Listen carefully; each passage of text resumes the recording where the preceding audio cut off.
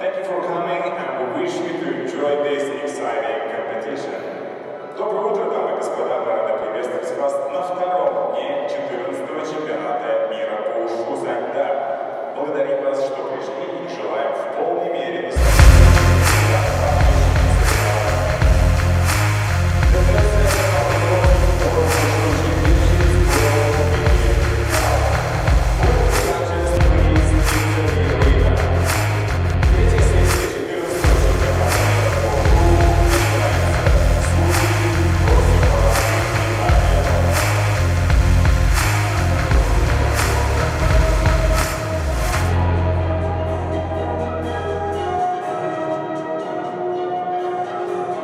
Welcome, martial arts fans and global martial arts enthusiasts, to the 14th World Wushu Championships. We are showcasing and celebrating Wushu, the beautiful Chinese martial arts. Earlier today, we saw Tao Lu, the non-combative form of Wushu, and tonight we will celebrate the beautiful art of Sanda, the full contact form of the Chinese martial arts. Sanda artists take the martial techniques of the Chinese martial arts and apply them in a full contact environment. You're in for a treat, my friends. We are here at the Gymnastics Palace in beautiful Kazan, in the Tatarstan Republic, in the great combat sporting country of Russia. I will introduce the judges. We'll introduce the platform referee. And we will be underway.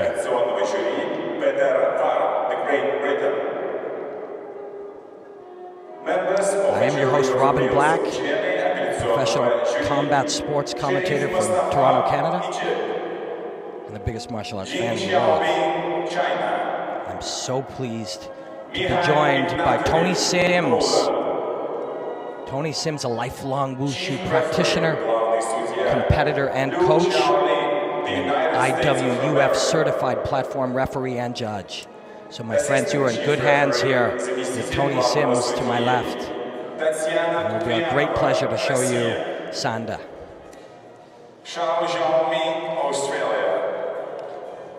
Tony, the tournament began yesterday, and we have seen some great action already. Yeah, Robin, we've seen some great action on the Lei Tai, and we're looking forward to more. We have round of 16s today, and we'll see some of the women in the 60-kilogram category.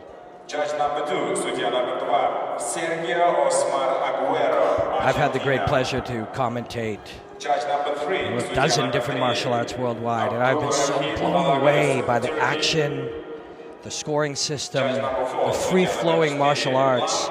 It's such a beautiful combat sport, such a beautiful spectator sport.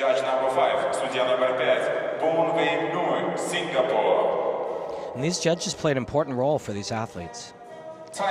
They do.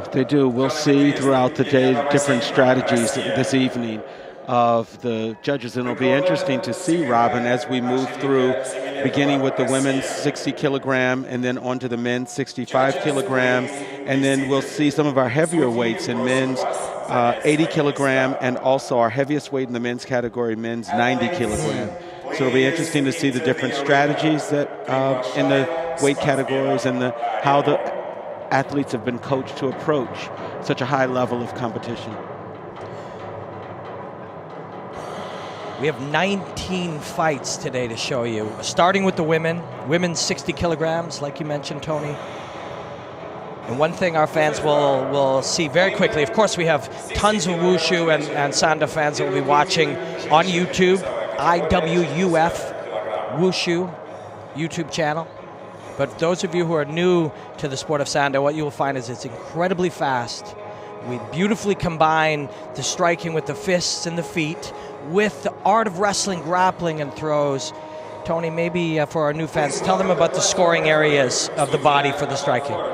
Sure, and that's an important point, Robin. And while it is full contact fighting, not every area of the body is a legal scoring area. The torso, of course, which is covered by the chest protection, is a scoreable target. Obviously, the head also covered, and the thigh. Those are scoreable areas.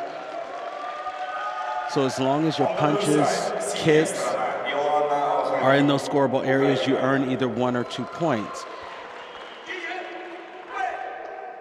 And one thing our audience will see very quickly is the seamless blend between the striking and the wrestling. How does the wrestling score for these athletes and artists? Well, the wrestling is also either 1 or 2 points, depending on whether the person that initiates the throw is balanced at the end of the throw and on their feet without holding their opponent. That's 2 points. But if they've thrown and they are in any way still on top of their opponent, it's only 1 point. So we'll see some 2 points for wrestling, some 1 point for wrestling, and as our audience may notice, they're fighting on the lei tai.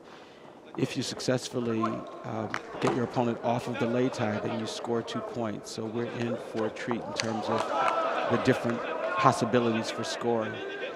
You see Kristina Morozova from Russia is in the red against Ilyona Olkinvik from the Ukraine in the blue. We'll talk about scoring as we go further, and the audience will see very quickly. The striking will move to the grappling, and then the strategy of where you're positioned on that platform, on that lei tai, you can throw your opponent off. And the strategy, the way that this beautiful art blends together, the hands and the feet with that wrestling and those throwing, people are going to enjoy this a great deal. You see she enters here for that single leg, Morozova from Russia. It's important to mention, Robin, that in the clinch, fighters aren't able to score points. So as long as they're in a clinch, sort of tied up there, even when they're kicking and punching, they aren't earning points. There's a nice spinning side kick from Ilyona. And right there you saw her separate. You saw Ilyona separate and throw the kick. And that's really understanding the art and the art of scoring. Because as you mentioned, if she hadn't separated, she wouldn't score there. And of course, you'll see that they'll fight in the clinch, no doubt. There's other value in striking your opponent in any combat sport. But for a scoring perspective, you have to separate to score. Won that round. Now you win 2 rounds and you win this contest.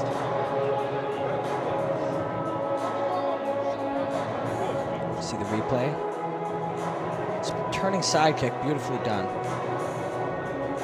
One thing I really have enjoyed is how well these athletes catch those kicks, and the risk of throwing a kick now, when somebody can take you down from it, it changes the meaning of every kick. Right there. Perfect example. As she wasn't able to get the takedown and get the points off that, but you can see how that changes the strategy of these strikers. We will see, Robin, throughout the evening, fighters who are very adept at staying on one leg and neutralizing that takedown. So you'll see some fighters that haven't trained to stand on one leg and hold their balance, actually pushed around the ring on one leg, and then other fighters who go down easily with that one leg takedown. There's so many different skills in the arsenal of these martial artists. And we've definitely seen throughout, and people will see it tonight, we've seen that there are some very, very high level. I mean, this is the World Championships. These are among the best athletes in the world. So let's see if Kristina who's on the national team from the home country, comes out to try and even this up.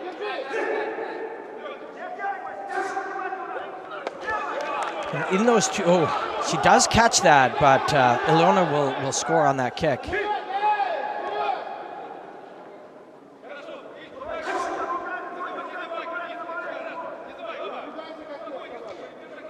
Christina is trying to be a little more mobile.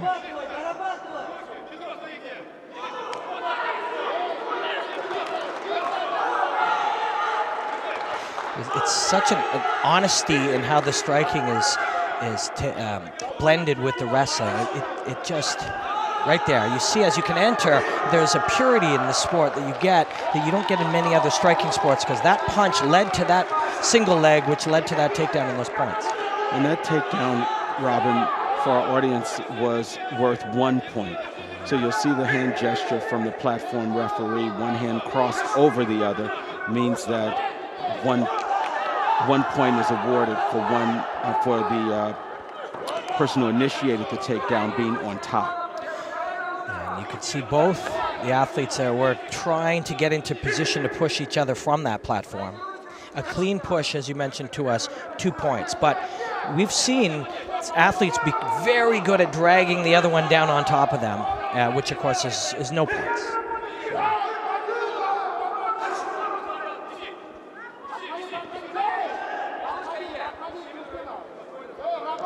2 minutes can feel like a long time. Great step out from Morozova, the Russian. Yes, we see that Christina's picked up. She's gotten that spinning side kick a few times, and she just sidestepped and was able to get around at that time.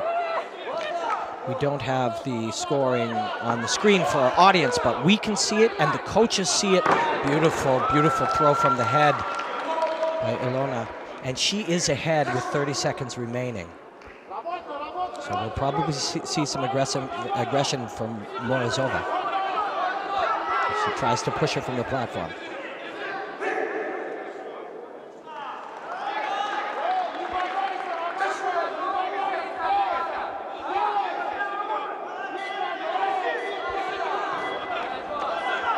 And as Christina opens up, she also has to sort of pay less attention to her defensive assignments, and she will get hit. It's on a single leg from some of these athletes. We saw it there from Ilona, and we see it here. Nope. In that case,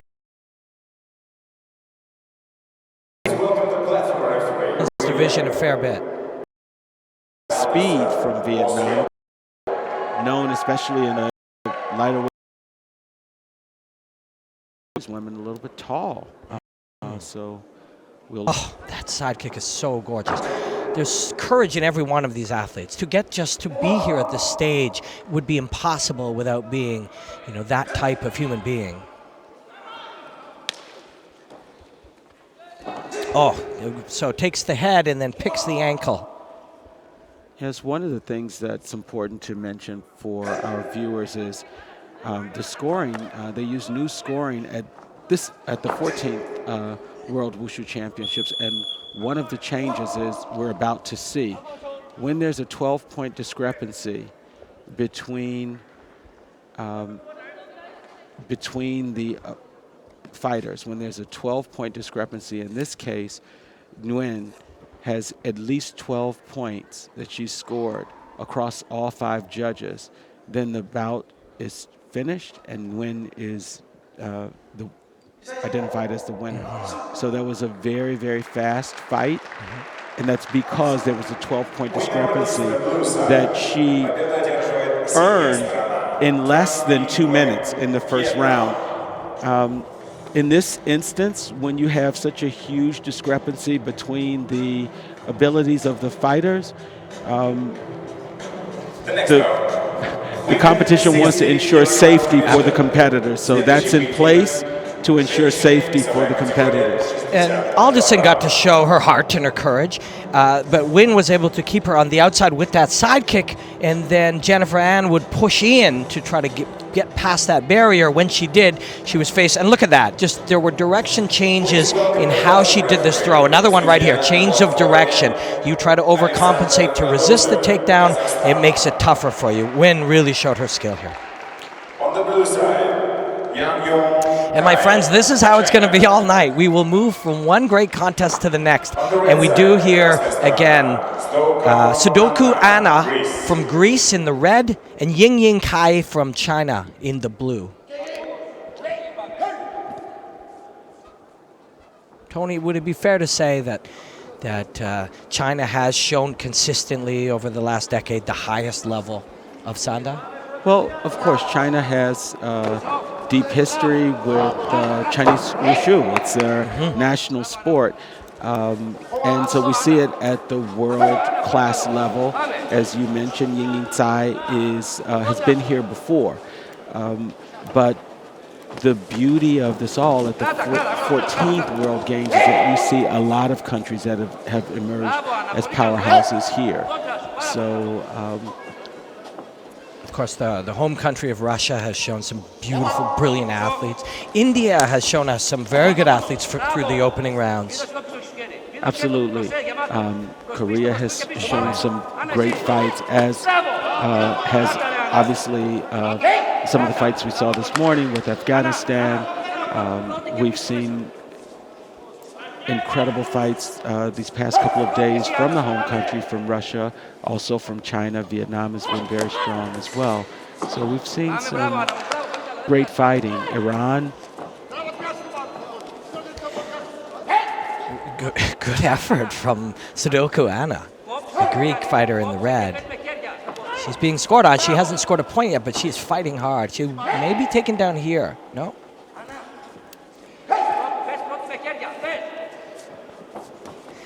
What I'm noticing as a newer consumer of this beautiful art form is how some of these countries are developing their own combat identity within their expression of Sanda. You know, the Indian fighters, the way they've developed, look very different than the Korean fighters and the way they express this martial art. Well, one of the things that's important to also mention about Sanda is that, and this competition, you can train in other sports, other types of martial arts, and as long as you adapt those techniques to the rules of Sanda. So some of that difference comes from the fact that we have folks that have kickboxing backgrounds, we have folks that have boxing backgrounds, and they've had to make adjustments in their training for a sport that uses takedowns and has very specific scoring targets. There's incredible modernness to this sport, and that is one of them, that open-minded approach to allow you to come in within the Sanda rule set and express your own martial arts background. Absolutely.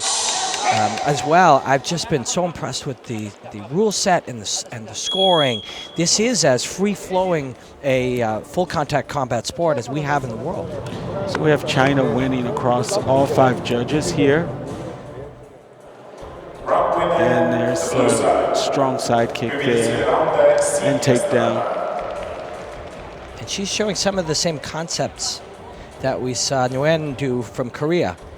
Be dangerous at distance, and when your opponent comes in, then be dangerous in the clinch with the throws. Absolutely. Nguyen, Vietnam, was a very, very strong, had very, very strong sidekick and used it to her advantage there. And we're seeing Tsai use a similar strategy through round 1. And you have judged and refereed many of her fights in the past? I've refereed Nguyen and also Tsai. They're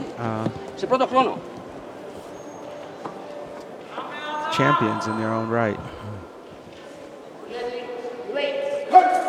The experience for some of these more emerging countries and fighters to come in and get a chance to compete against the highest level here is very, it's a tough challenge, of course. I don't think we've seen Anna score yet, but she's shown all of her heart and aggressiveness, and this experience of tasting the highest level will only make you better as a combat athlete. That's a great point, Robin, for Anna, who's able to take away from this fight what it felt like to be on the Muay Thai, engaging in techniques, trying to evade techniques. Although she's not on the board yet, this will be a great learning experience for her with such a high-level fighter. It's a beautiful spinning side kick from Tsai. So nice.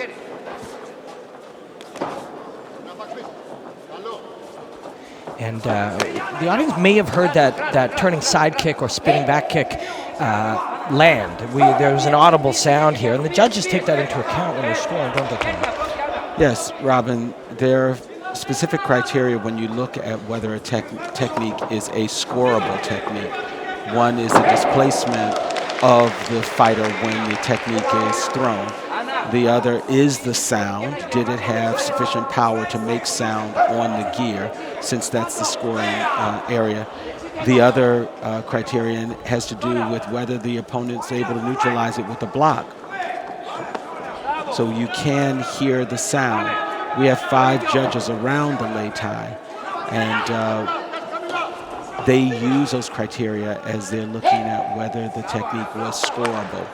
If you have a glancing blow, it's not going to make the same sound as a good shot to the body. And here, 3.5 minutes into this fight against this top-level opponent, Sadako Anna lands a body kick, a nice, clean kick to the body, and she will take that away. She landed a clean technique on a higher-level opponent.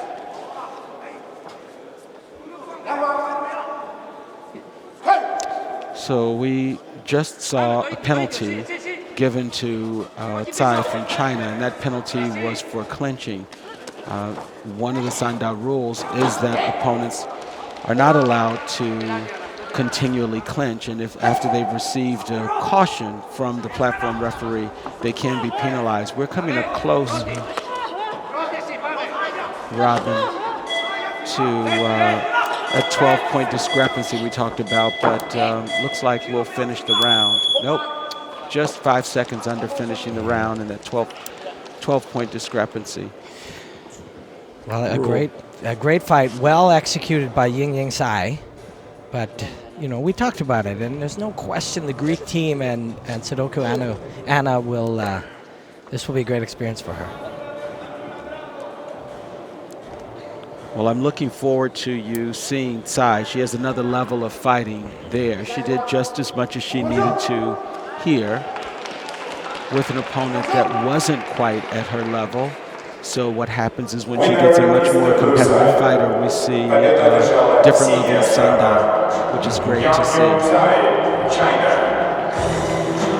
Great job to Anna. This is another part of the traditions in Sanda. If you'll notice, when the competitors enter the Lei Tai, they're expected to bow both to the head referee's table as well as to the audience. They also bow to the platform judge. At the end before they start, they're expected to give a salute to each other. At the end of the fight, they also salute their opponent's corners, the platform referee, and each other. Well, an opponent, you cannot go in and show your skill and your heart without an opponent. And to a certain degree, as much as you both have your own goals and your own things you're trying to achieve in a fight, you can consider them a partner, because without them, you don't have a fight. And that's one of the great things about martial arts, is that appreciation of the other artist. And we've seen that throughout the competition. Even for our fighters that didn't come out on top, an appreciation for the battle that they engaged in and respect for each other. And that's something I've been very proud with in terms of my involvement with Sanda.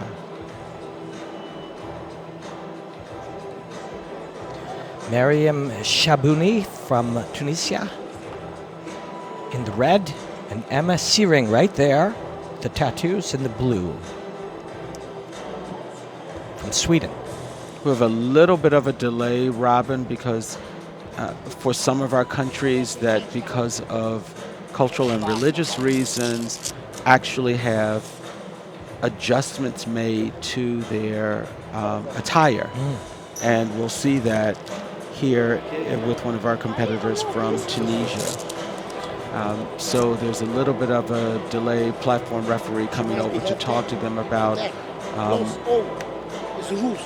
the very specific guidelines around how the body armor should be worn, as well as any other clothing that is necessary. And then to find the right blend between the specific outlines, guidelines, and rules of the body armor as well as her culture. Why is she not come? Mr. Mustafa.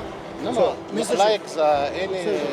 from yesterday we take off. We haven't seen many delays for very many reasons. I've been so impressed with the International Wushu Federation. No, I show him after the competition, look him. Okay, I'm gonna not listen going in to have this. here. You're wasting time for the competition. She must put a headscarf on or take this off. And that is the issue here. When competitors for religious reasons are covering their body, they are supposed to have the full. They can't use the partial. So because she's covering her body for religious reasons, and you'll see this in Sanda, her head should also be covered. She's opted not to wear the head covering, but has the rest of it. And so they told her it's either all of the covering that you typically wear, or that's right, the same outline that Emma Searing is wearing. Right. And so they're allowing her, they're giving her 1 minute to change. Psychologically for Emma, she came, and for both ladies, for both the competitors, you come in with a mindset of this is happening, I will walk over here, then I will prepare. You visualize the way that your contest is going to unfold, and that visualization is not how this is going for them. But a good athlete and a good coach will be able to make those adjustments to calm her down and refocus her. Well, she also knows that Tunisia has done well in these competitions. Her opponent from Tunisia, Miriam, has been on the Lei Tai before and has been very successful on the Lei Tai. So she knows that she has a fight in store for her.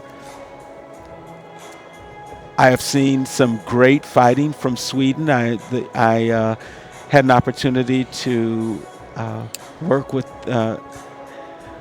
the fighting Sanda competition at the Junior World Championships, where Sweden Junior World. I'm just looking over here, and I think that the time that they've given her is starting to run out. No,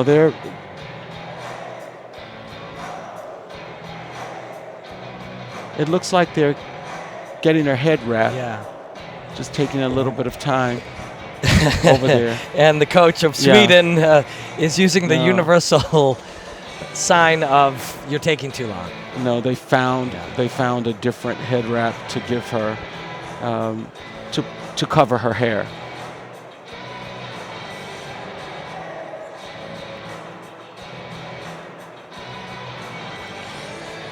This is a new one for me, Robin. In all of my years as a referee, we do have times with fighters where we've had to go and correct them around their attire. However, we've never had this situation where people have worn partial covering and had to be corrected to go back to change. So the Swedish coach is doing a very good job of keeping his fighter focused, but he also was signaling the abnormal nature of having them, have to wait here like this. But, when you're dealing with structure, and that is something we have seen that has been outstanding here so far all week through the competition, the structure has been so organized. So here you see the assistant chief referee going over to explain to Sweden what's happening so that they are aware of why we have a time delay, because as you've pointed out, they run a very tight schedule here, and so it's unusual to have this amount of time delay in a match. For Emma here, you prepare for the unpreparable in some ways as a competitor. Literally, a man once parachuted into a boxing match. Truly any variation could happen, and for an athlete to stay focused in that is a skill that they develop, and this, we'll see how well Emma handles it. But it seems like great coaching, staying with his athlete.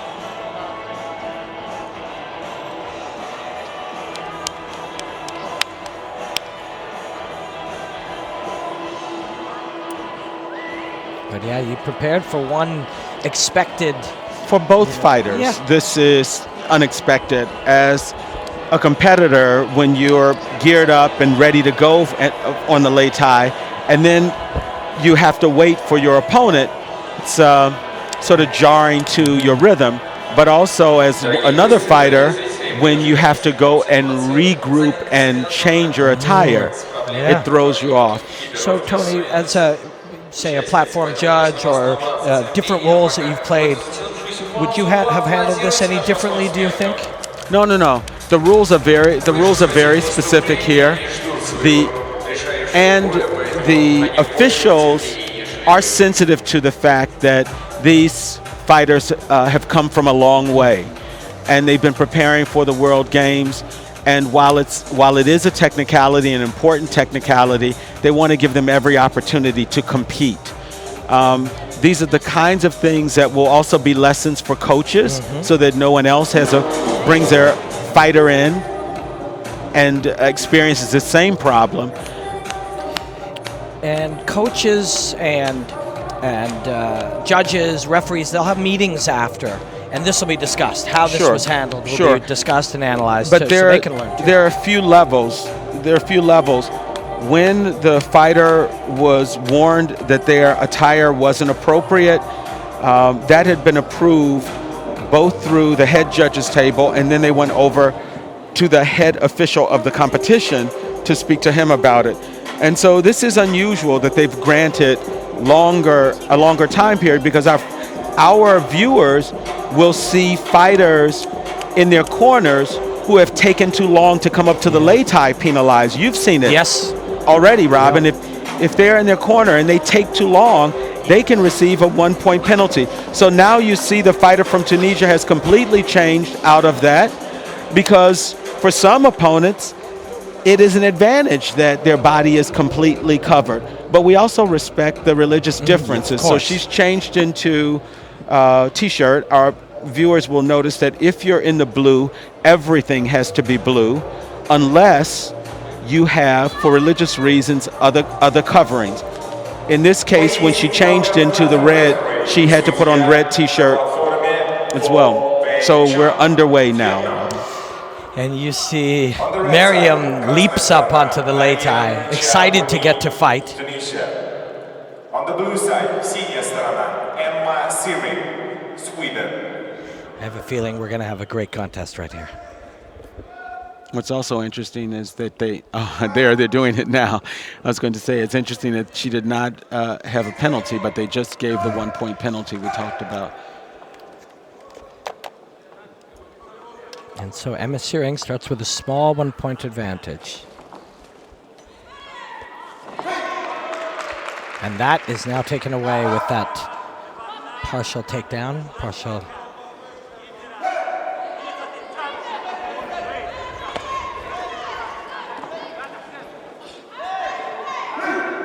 Searing trying to reverse there. Miriam from Tunisia in the red, Emma Searing from Sweden in the blue. Searing catches. And both pulled off of the Lei Tai, so no score.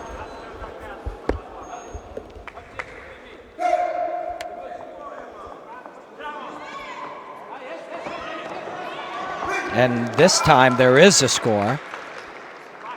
That's 2 points for Miriam.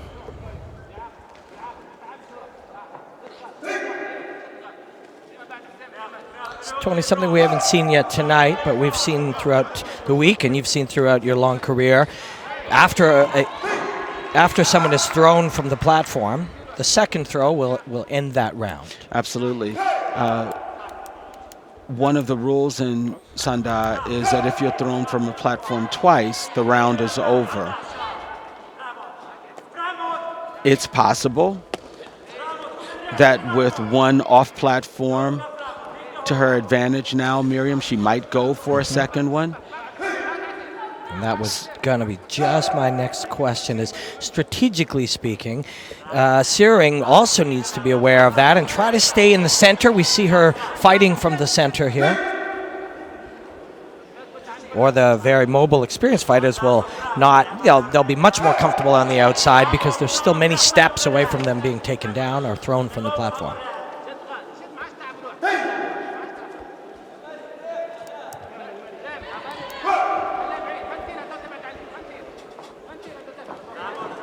You see Miriam in the red. She's got a little more complex footwork.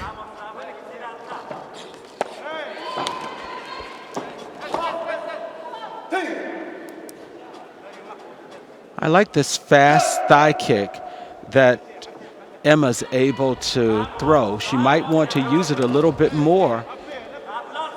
We haven't seen a lot of it, but I saw it just a little bit a few seconds ago. Used the low kick fake to line up her right hand there. You're able to read her a little bit, and it's just experience thinking about the next combination that she's going to throw. See, you can there it is again.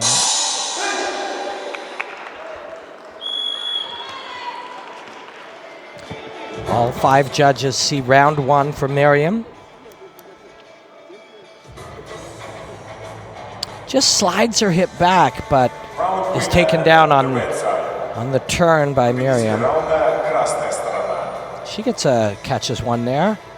And this time, Miriam, the experienced fighter, pulls her out on top. But right here, push, and make space and gets the clean throw.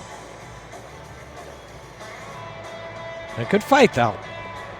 Yeah, very competitive first round for them.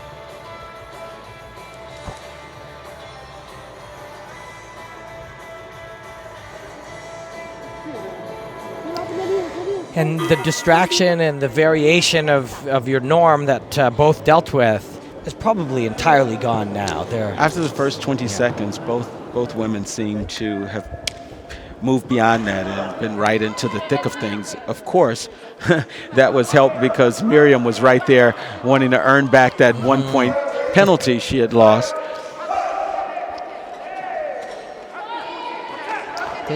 There is a slightly altered state of perception that you're in when you're in combat, that people who haven't competed under this kind of pressure may not be aware of. But there would be nothing in a perfect state. There would be nothing else in the world for either of these two women right now but these moments up here on the Leitai.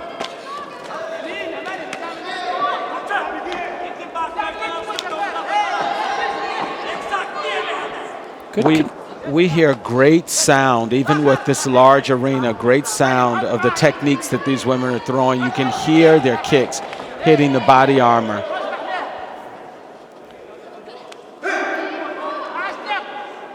Fairly evenly matched on points. Still, Miriam is ahead, but Emma's right there and able to come back. As long as she continues to score, she can make this another competitive round without Miriam pulling too far away. You talked about athletes coming in with different martial arts backgrounds, that very modern, open-minded thinking of the International Wushu Federation. And the feeling I get is Searing may come from a slightly different background. You see, she likes to enter with that left hook low kick. A lot of Muay Thai fighters like to play that approach.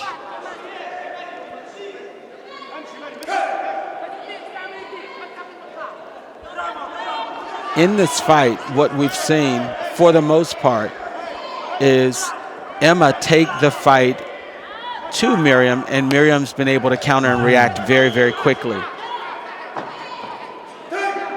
Most of the fight, Emma has stood in the center on the logo, on the Leitai, and Miriam's moved around her, and Miriam is still ahead, but Emma is within striking distance. The fighters have an identity, and they can change their identity, of course, as they evolve, but it's a part of an expression of who they are. And who Emma is an aggressive fighter. It's something in the way that she wants to express combat. Little bit of a problem. When people hear that beeping, that is for the final 10 seconds, you hear it. And you see Emma's still aggressively trying to get that takedown right down to the end, but reversed by Miriam.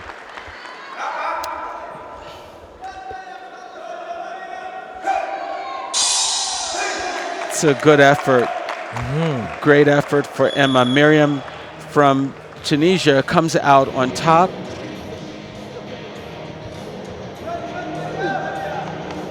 After a lot of uniform drama early on, Miriam gets her win. But some of the points that Emma lost in that first round, she didn't lose in the same way. I'm not even sure whether there were many takedowns, so she was able to neutralize some of the takedowns. Yeah, great observation. That Emma was improving throughout that fight. That's right. And learning throughout that fight. And this is much more standard that you will see throughout the night and throughout the week. First, let's take a look at some replays. Emma is very aggressive the way she expresses fighting. She wants to move forward. She wants a little hook kick to fill the space there, catches the kick. She did very well. You make a brilliant point about her improvements and her ability to learn within the combat. But it was Miriam's fight. Yes. And she definitely earned that and dealt with the distractions very, very well. Both women did. And now we move into our 65 kilogram, right, Robin? Yep.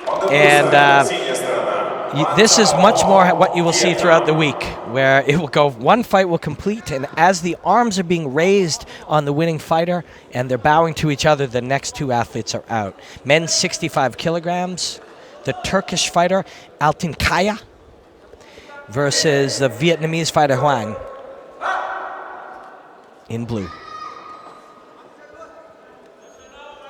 65 kilograms, 143 pounds. Look at that, reach through to the knee by Huang. Once a fighter's glove touches the ground, that's considered down. So you saw the platform referee. There's a slip.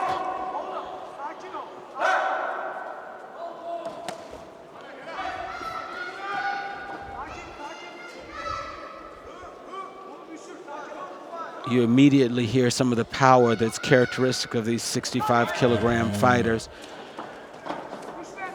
Yeah, they weigh in at 143 pounds. Speed and power. Very technical. These athletes at this size, their nervous system develops so well that they're able to generate a lot of power just with the cleanliness of technique. Altin Kaya from Turkey is swinging hard.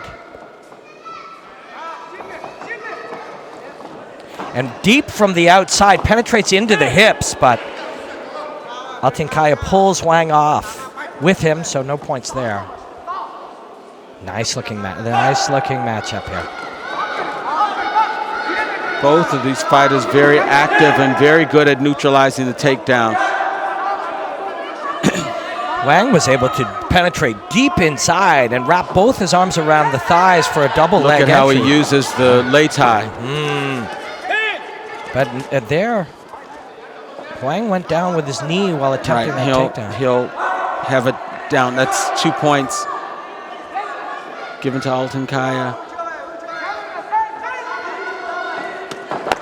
Beautiful roundhouse kick. You heard it. It seemed to glance the toes off the cheek of the head protection. Beautiful side kick and also.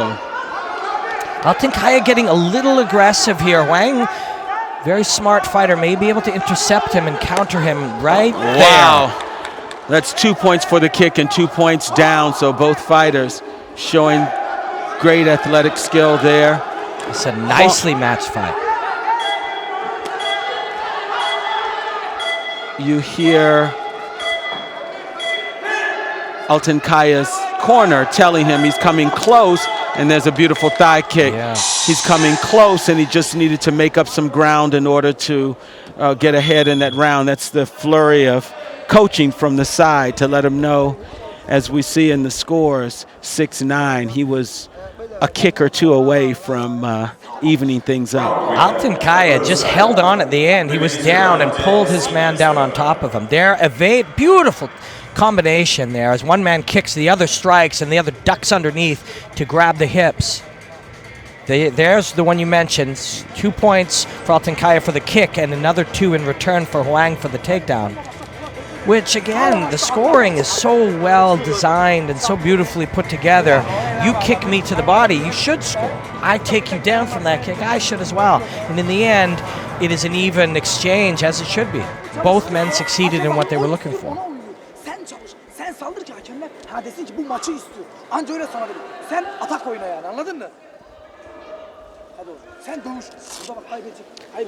Altenkaya's corner knows that he has an arsenal that could easily push us into a third round, and that's what they're coaching him to get out of.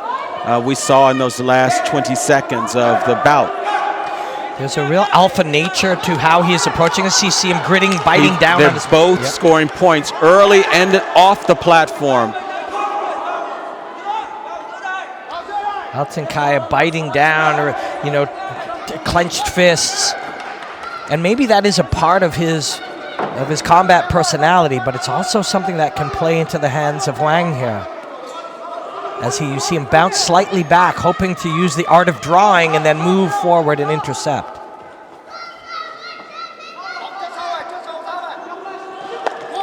Beautiful roundhouse kick. We've seen that very fast legs from Hong. And our audience will remember, Tony mentioned there's no scoring when they strike from the clinch. And off the platform a second time, and the round is over.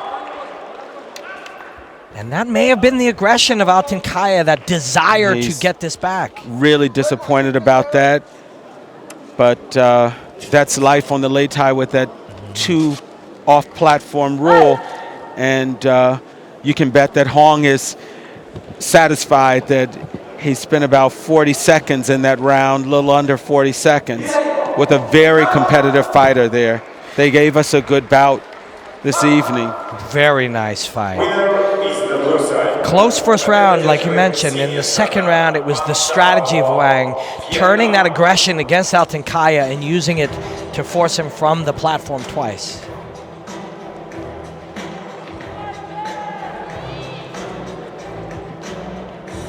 Now you see biting down on his mouth guard, very aggressive, caught inside kick. And again, caught. Please welcome platform referee, судья на платформе, Peng Fei, China. On the red side, красная сторона, Hendrik Tarikan, Indonesia.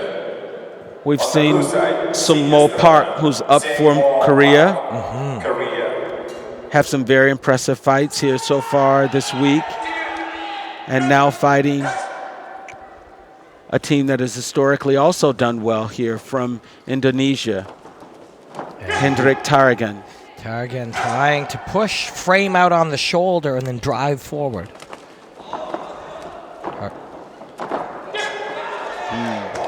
That was elegantly done by Park. Park is really strong with his stability on one leg. We might see it more throughout. Look at the hands of Park. Clean hands. And using leverage from that stability on that leg to actually reverse Tarigan in that exchange, and now striking on the inside. Park is one of the players that a lot of athletes can look at the footwork and learn something about. Look at how light and fast he is on his feet, but also very stable. He's grounded. He has great footwork. Oh, just gorgeous there as Tarigan moving laterally to his right. Park just takes that kick and puts him down. So many different skills here. And now he'll turn, yes, and the Matador and the Bull. Wow.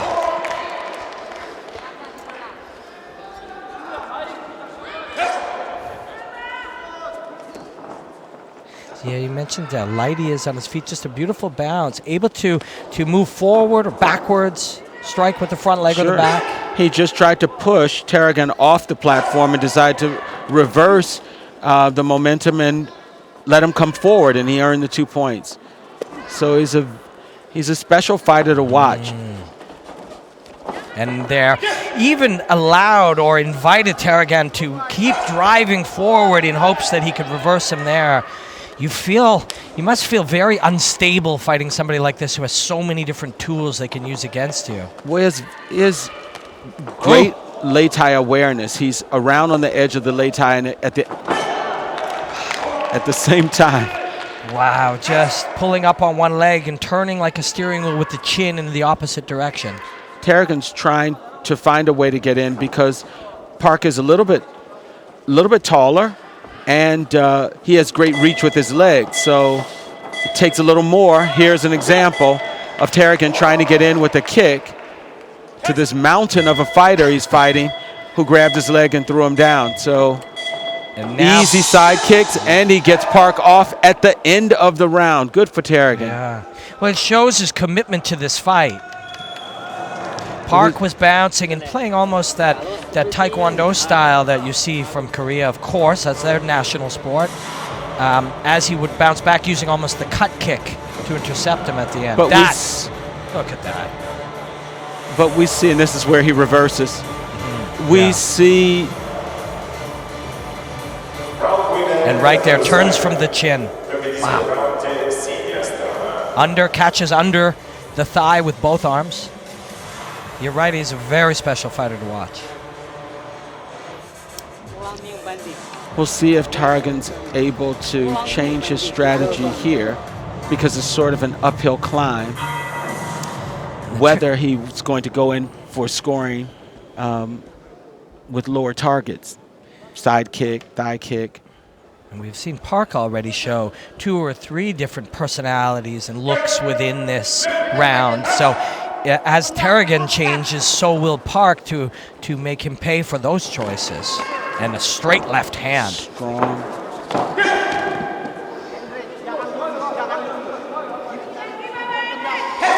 Park is daring him to try to push him from the platform.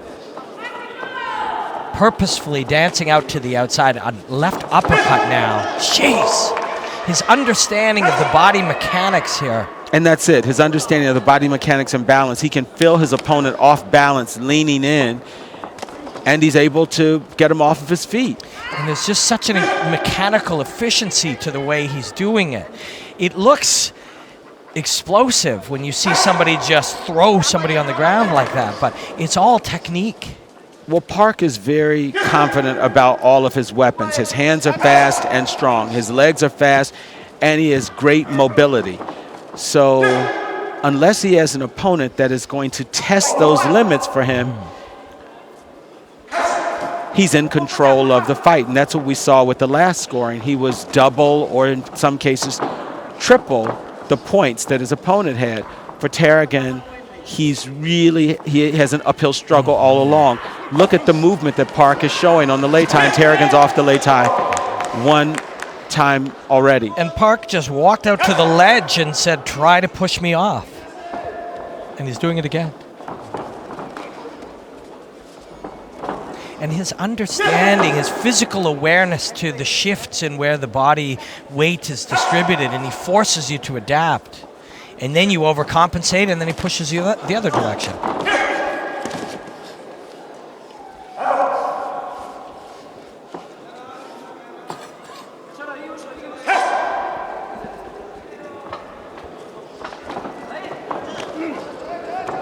And just the stepping and manipulating of set off of the lei tai. And that's it. Twice.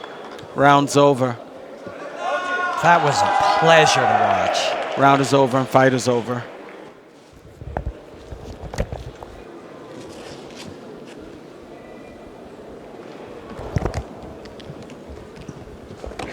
Just a pleasure. Very efficient work for Sungmo Park there, and great experience there for Tarragan to take away from fighting. He fought a very elite fighter. Disappointing loss, but he'll be able to take some things away from this fight when he looks back at the fight.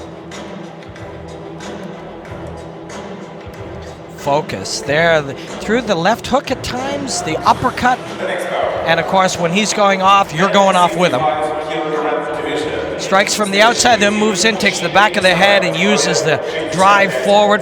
And here, he's going off with you. And watch this. And here, change of direction. Wow. That is when you put it all together. Sweden. On the blue side, senior сторона, Reda Abdelhamid El Hafiani, Morocco. Amir Malikpour from Sweden in the red. Reda Abdelhamid El Hariani from Morocco in the blue. El Hariani from Morocco in the blue, Malikpour from Sweden in the red. And Sweden goes in for the single, moves to the back, tries the high crotch. Separates and strikes. Both of these fighters expending a lot of energy in the first 22 seconds of the round. And all of that trade and adapt, really on the exit, there were 2 hard punches landed by Malikpour. Those were the ones that scored. But El Hariani throws him from the platform.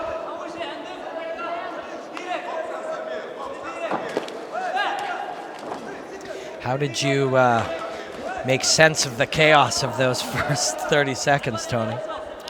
Well, both of the fighters really throwing a lot of punches. They're wiry fighters. You see their legs and just trying. And there again, we have Malikpour attempting to get a push off and actually lost 2 points for losing his balance. So hopefully they'll settle in a little bit more, because they've thrown a lot of technique, not all of them scoreable techniques. And what's making it interesting in its chaos is that they are like-minded fighters. They're appeasing each other's desire to trade inside here. And there.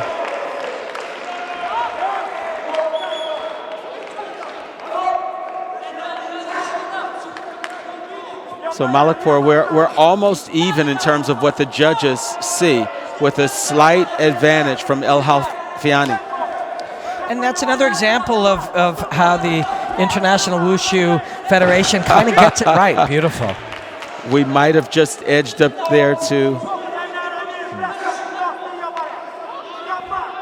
As you were pointing out that the judges have it pretty even, our audience would look at this and say this is pretty even.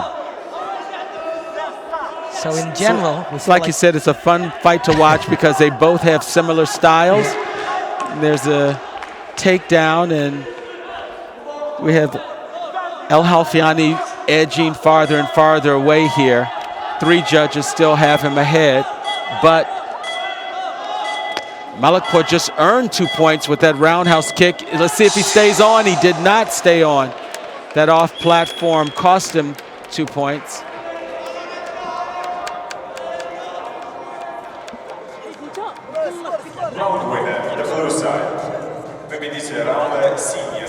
So a frenetic start, you can see, and the first thing that you noticed and observed there, a couple of those punches did really ding El Hafiani. That was early, but the first thing you observed is they are using, that was beautiful to watch. Yes. They're using a lot of energy here. There was a clean single, just chest pressure to drive him to the mat. It's a very entertaining fight. The competitors look like they're having a great time, so it makes the audience have a great time watching this fight. You know, in this fight, Malikpour was just a couple of points away from evening things out for most of the round. So we'll see what happens here. And even, again, that point, you know, that is, as the judges scored that with their training and their developed eyes, our audience would score that and say it was a pretty close round as well. So even in a chaotic round like that, the scoring is accurate. So here we're approaching about the first 20 seconds. Look at the night and day difference between the first round and now. There's 0 points on the board, not as much technique. That frenetic start to your first few seconds of about very different coming out second round. Yeah, I mean, if you were coaching either or both of these gentlemen, beautiful throw. Yeah, gorgeous. One of the things I'm sure you might say is, all right, did you have a fun first round? Let's slow down and focus a little bit and remind them of whatever our approach was going in. Well, that first round under the lights, on the lei tai, all of that energy drain and the adrenaline that you have affects you when you have to come out for a second round. We've seen some of our fighters who end up going into a third round and they're just exhausted if they haven't trained enough endurance there. It's another beautiful throw by El Halfiani. El Halfiani is just starting to pull ahead. Now maybe fatigue is a part of it. Well, you see a noticeable change in the pace for both fighters. We're just under minute 10 seconds into the second round, and so far Malakpour is not on the board with a couple of judges, so there's a big difference in the scoring at this point for him. You see even there, you know, and those are some of the anecdotal signs of fatigue you see. Well, you saw him look over at the clock to see how long he has to take, and his hands are, he has to protect himself, and El Halfiani is able to strike at will. He looks like Malakpour is gaining a little bit of energies, but his hands are not moving out. His legs are moving, but he's tired. Yeah. And for an audience at home, they would see 2 minutes with a 1 minute break. It is an anaerobic issue when you're wrestling this much. You know, it's not aerobic where you're just bouncing, striking. You're being forced to carry another man's weight and work against his pressure. And well, one of the things here, Robin, that you would easily notice, that's one kick in the last 30 seconds that you've seen in a round. We could count the number of kicks, and that tells you how fatigued they were for the second round of a fight. Well, they enjoyed it. Malakpour didn't make it on the board with two of the judges, so that means that his technique wasn't clear enough for them to give him a score. So a well-earned win for El Halfiani. Well, they found someone just like themselves in round one. I think the audience really enjoyed that one. The winner is the blue side. And I think they enjoyed it as well.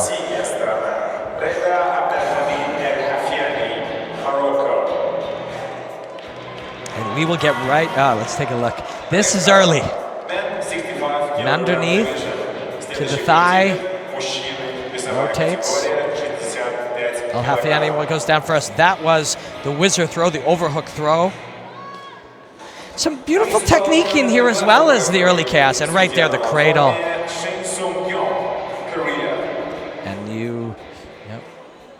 just holds on to him as he goes off. Everybody enjoyed that. Our next men's 65 kilogram fight. Sliapsu from Belarus in the red right here. And Germano Frias from Mexico in the blue. And we have seen a lot of passion from the Mexican fighters for the last 2 days. We have, with everything that Mexico has been going through. One of the officials from the team mentioned he told the athletes to come and just enjoy the competition. Some of the athletes were actually affected by the recent earthquake there, and he told them just come out and enjoy the competition, and they have, both in Taolu and also in Sanda. They have their whole team and everybody with them. You see, there's a joy in combat. When most of these athletes explore the martial arts and combat sports because of a love of it. And that's what it can serve for them. And they definitely have shown that. There's been a joy in the way they fought. We see Sliapsu from Belarus, who is an experienced fighter here at the Sanda competition, demonstrating just a slight edge in that experience on the Lei Tai, both in terms of his scoring. That's 2 takedowns there, 4 points, and you'll see him pull away in scoring where Frias hasn't quite gotten on the board with all of the judges yet. So it means his technique is not clear enough so that he's scoring in scoreable targets. You see Sliapsu fades back into space right there, just creates and the gap, maintains the gap between them, and with his reach, he's able to touch with that straight right hand quite cleanly. And his reach is an effective weapon for him. See it here, a kick, and watch this, see if he'll just slide back here. Nope, pops in instead with the jab. One of the gestures that I want to sort of clue our audience into is you'll see the platform referee use his thumb and call Hong Fong or Lan Fan, Hong Fong being red, Lan Fan being blue, and it's called an appointed attack. If the fighters have not engaged for a few seconds, the referee will alternate telling one or the other to engage. If they don't engage within 5 seconds, they can earn a penalty.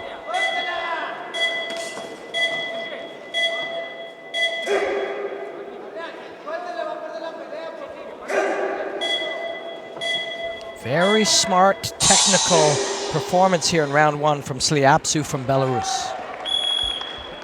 And just like we've seen from all of the Mexican fighters, a ton of passion and enjoyment from Zermeno Frias from Mexico.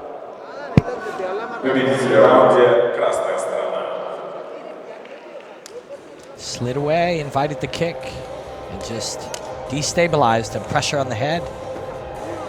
Leg up, head down. Touch the Lei Tai. Turning side kick to the shoulder.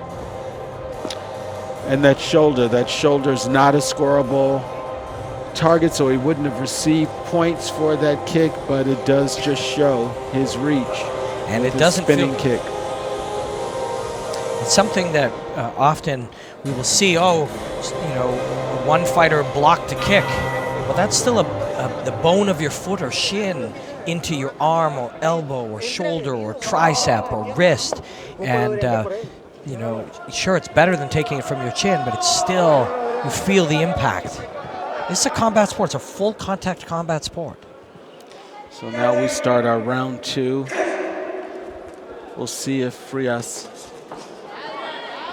will make any adjustments here. The double block, and he sends a message. He's having fun.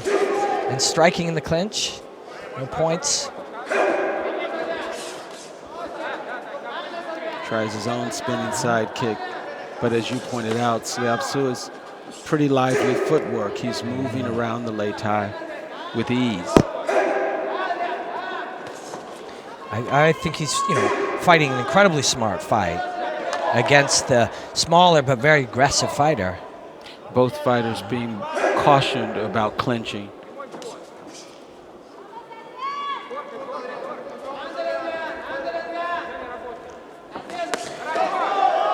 Frias throws the hard fastball overhand right and does connect. I don't know if the judges would see the points on that. They did not. He's still not on the board with 4 of the 5 judges, and there's a nice front push kick from Sliapsu.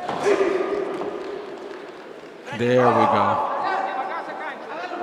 He's on the board with Adrian Frias is on the board with 3 of the judges. Still both, as we in the first minute of this 2-minute round, pretty low scoring for both opponents. But Sliapsu is trying to stay in control of this fight, not let it get away from him. He was doing very well just sliding back right there and throwing that right hand.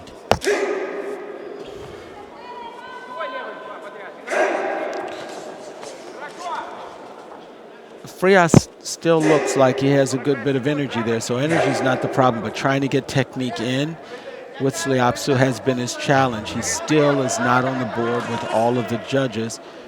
The clinching wears down the clock. That's not in his advantage. just trying to, and there's Sliapsu firing at will with punches. Yeah, and now starting to pull ahead at 1 minute. 1 minute into this round, 1 minute remaining in this round. Sliapsu really hadn't pulled that far ahead, but now really touching him up. Frias's desire for the fight and desire to compete pushes him forward into the clean technique of Sliapsu.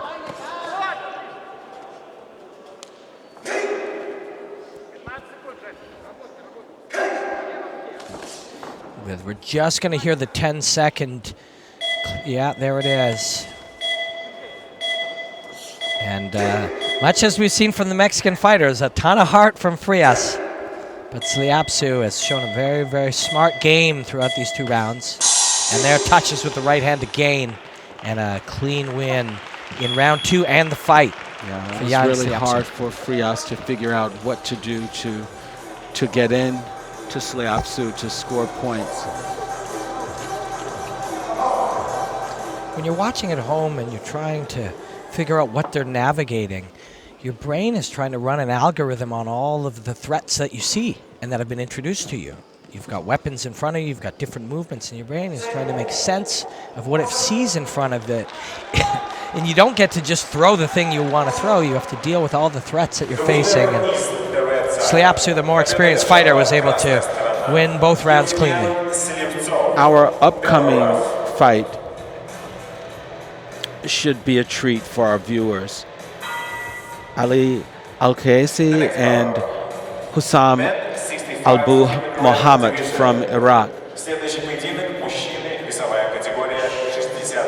Should be an action-packed fight.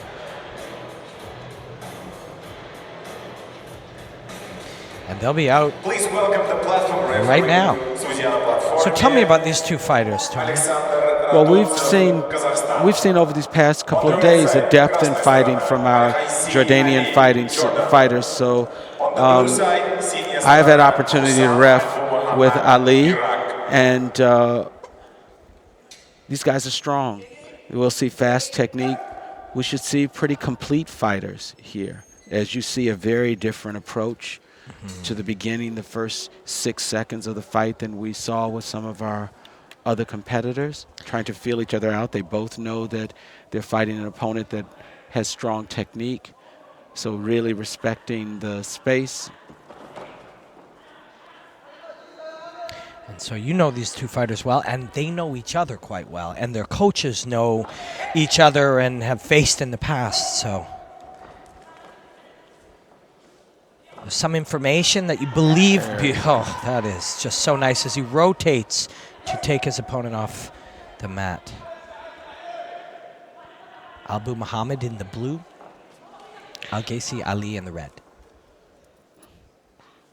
One of the things that you notice right away is both fighters staying out of the kicking and punching range because of the power that can be demonstrated from their hands. So where some of the competitors are willing to stay in there and take some of the punches, this weight category, these fighters know the punches pack a lot of power there. Both fighters here, we're into the last 50 seconds of the fight. We haven't seen a good bit of engagement, so they still haven't gotten a feel for each other yet in terms of scoring. Abu Muhammad is up. And the trouble is for Ali, who's not on the board and also just lost another point there. So as he's not on the board and his coaches is calling. Finally, he made it on the board with 3 of the judges.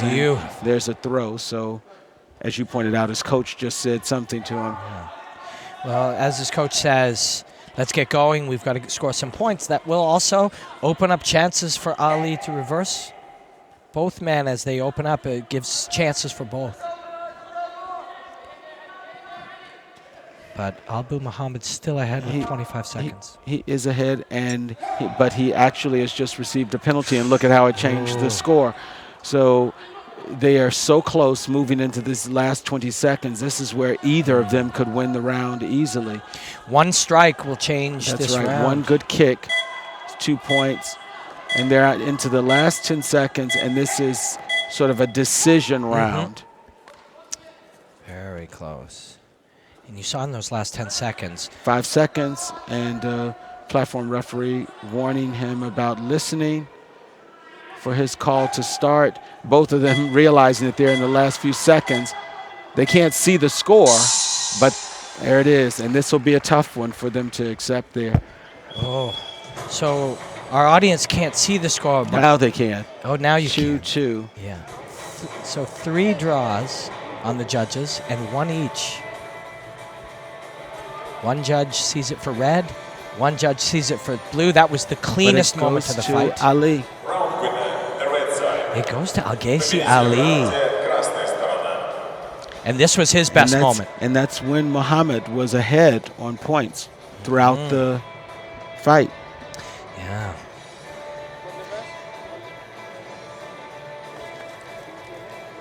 This is where both fighters were so concerned about their opponent. I had hoped for us to see a lot of action. They were so cautious that they didn't earn a lot of points early on. Not a lot of technique out there. Let's see if there's anything different here. When you see that hesitance, that's an experienced fighter reading the threats. Much more action already in the first 9 seconds. An exchange, but I think they both realize that they are, and there's an appointed attack there for, actually for red, but blue attacked first. So round 1, ultra close, but in the end, with the scoring, you win 2 rounds and you win. It doesn't matter how close it is now. It's a round in the book. That's right. Both fighters showing us sort of a low kick, but that shin area, calf area, is not a scoreable target area. It has to be on the thigh, and it has to be a clean thigh kick. And a drive from Abu Muhammad. Will even it up for some judges again. A little bit more action in the first. They've already earned almost as many points as they did in the entire last round in the first 59 seconds of this round. So a little bit more action. It was a hard, clean side kick by Abu Muhammad, and that pulls him away a little with 50 seconds remaining. But I think we're going to see this one right down to the end again. It's dangerous for either one to commit to driving all the way into a wrestling entry. And so but that is one right there. That was Ali using the forward movement of Abu Muhammad to get that body lock. And he's just gotten the edge in the fight with 30 seconds left. We just saw that in the last one, although it was 10 seconds left when he finally did. This time, this will make Abu Muhammad maybe have to show a little more risk-taking There's propensity. a beautiful push kick. Let's see. Landed the hard right after, too. They saw it as a wash. So with 10 seconds remaining, it is Ali ahead in red. There's But a kick to the head. They scored it. Some of the judges scored it. There's a punch. And it looks like, right as you said it, down to the wire. 3 judges to 2. So round 1, Algaisi Ali pulls ahead just at the end, and this time it is Hussam Abu Muhammad. Drives forward, watch the rotation, change the angle, gets the takedown. The side kick, he landed it a few times, and it was the key at the end. This is Ali driving with the double.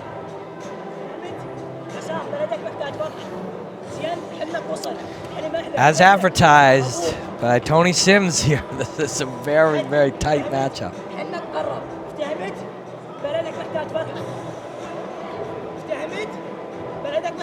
And in international competition, they may have faced each other many times.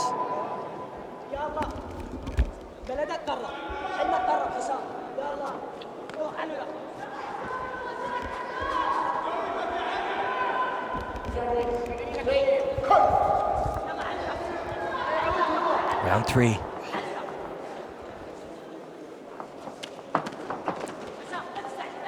Dig underneath. And we can see that these fighters have trained for endurance. You don't see that same lag that we've seen in the 3rd round for some of the other fighters, which is a good sign for a very competitive round. And a push. He realized that he had him close, had him very close to the edge of the lei tai. Could have gotten an off platform, but it was too late. Referee had already stopped. See the small movements now by Abu Muhammad. He's looking to invite and counter. Little movements, hoping to draw something out. And when it mouthpiece out. Clean left hand. Al-Ghassi Ali. Did they score it? This is one of the protocols for Sanda when there's been an equipment malfunction of some sort. The other opponent needs to stand in the center and not go over to his corner for extra coaching. So you heard the platform referee directing him back to the logo there in the center of the lei tai. Ali landed a couple of punches while backing up, but only one judge saw it clean enough. But here again, as we enter the last 50 seconds of the third round, pretty evenly matched. It's who in the last 5 minutes kind of made the adjustments. And he just probably went ahead with a couple of judges with that push off and an off platform. So now Muhammad has to work on getting these points back as they get down to the last 35 seconds. That was a very costly off platform. We saw Muhammad in this exact position in round 2. And he almost got, he hasn't scored any technique, and there he is. He did anticipate the spinning back fist and use it to get to the body lock, but it is Al-Ghassi Ali with the trip. And with 12 seconds left, he is ahead on some judges' scorecards by 3. So 2 techniques at least. There's a roundhouse kick that might have earned him some points, but he's really running out of time there.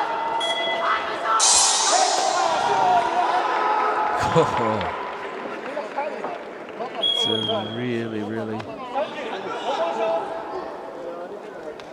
That's a tough 6 minutes.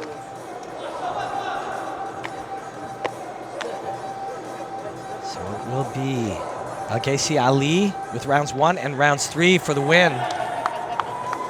Some of those folks who have followed Sanda, it took me a moment there to recognize Ali because he's a shaved head now. He had a head full of hair before, so for our viewers who are used to seeing him before, it's a little bit different look for him. But he's an experienced Sanda fighter who's been on the lei tai with some good wins before. Winner is the red side. That was well earned.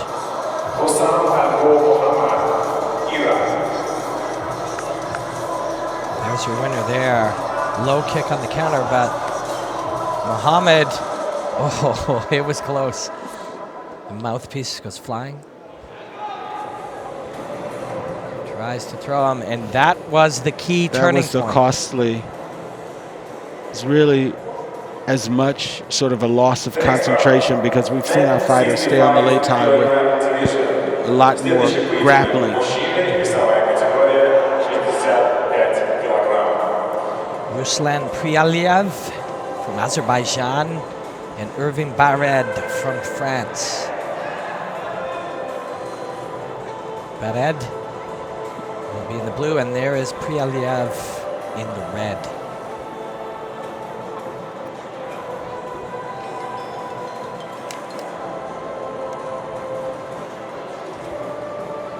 We've seen great action here, men's 65 kilogram 14th World Wushu Championships. We welcome you watching it streaming on IWUF Wushu YouTube channel. Please also follow us on Instagram, IWUF_official, and on Twitter at IWUF official. Use the hashtag Kazan 2017 Wushu.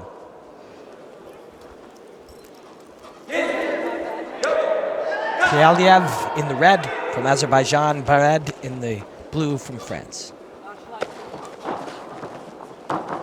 Push kick from Bared, caught by Prialiev.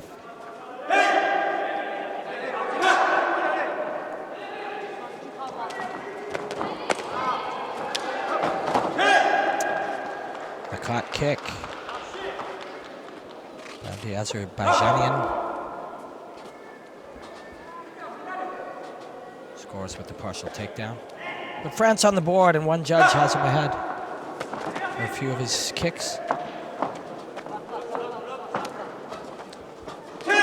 Paliev looking very dominant in the grappling. Very physical. He's retreating slightly. Now offers a threat with the forward motion.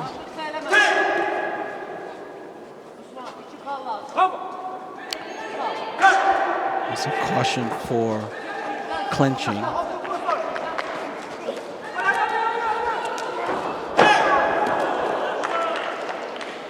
Now, if he had thrown him from the platform there, but his back were to touch, Tony, correct me here, Paliev would have gotten the off-platform points. Beautiful throw, takedown there, as long as he's no longer connected to the opponent. So it would have had to be a clean throw. And we have seen that throughout the competition, the beautiful sacrifice type throw. And nice. So we see Ruslan showing some good Shuaijiao wrestling moves here.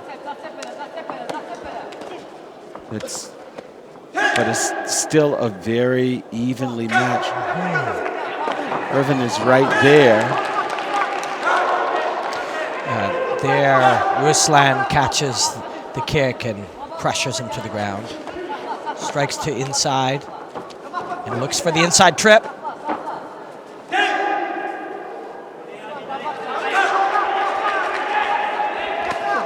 It's a very, very close first round. 35 seconds remaining. Well, you see Irvin neutralizing a couple of times there, the takedown. He knows that Ruslan has been very successful in taking him down. Here's an example of when they're in the clinch. The danger for the fighter is that he's got a good wrestler in there, and he can take him down. Right hand used as an entry by Ruslan, but Irvin is really, really standing up to this big, powerful wrestler. The trouble here for Irvin is that every time they're in the clinch, while it neutralizes Ruslan's attack, he's not earning any points. He just, there's a takedown again from Ruslan. We have one penalty. 3 seconds. And we're in the last few seconds here. Penalty for clinching, but round will go to Ruslan. But a very good showing by Irvin. He is very much in this fight. Round winner, the red side. Those were early kicks from Irvin, but the takedown. Balance, but Irvin, that was, had he thrown him, as you mentioned, from the platform, he would score. There's a gorgeous takedown from Irvin Barret. And there, quick single. Some great action in this fight. Yeah, those are great highlights there. Well done by our team in the truck. For Irvin, in this case, if that side kick's not fast enough, you can be sure that Ruslan is grabbing it and taking him down. So here's a case where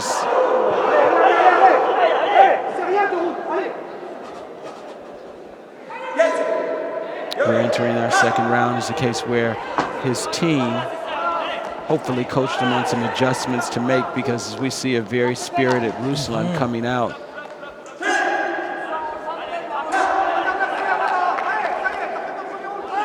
See this, those kicks aren't fast enough, and they leave him open to a very good wrestler being able to take advantage of that. All of those thigh kicks in the clinch don't score him anything. And Ruslan's strong. I don't know that they're slowing his legs down. That's good. That's a more efficient technique, that thigh kick that happens immediately after a technique. Draw out the kick. Get your leg out of the way and then fire with the kick. Unfortunately, it was seen as a glancing technique from most of the judges. So here, we don't have any points on the board for the most part. For the audience that notices as the head drops or the legs bend a little, under the chin, rotates, gets the leg out, destabilizes and takes down Irvin. That little wobble, that little level change, as they call it, the threat of entering in and taking the hips, that will sometimes open up the striking techniques. See that little bounce, that up and down of the head. Try to make your opponent have to read that and anticipate a potential takedown, and then you strike.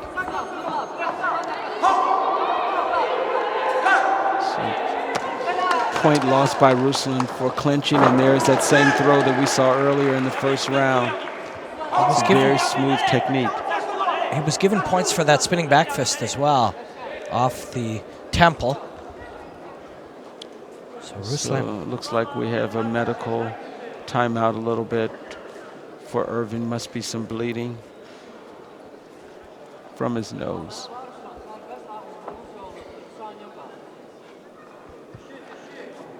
Nothing he won't have dealt with before as a combat athlete. Well, one of the things that we find, you see the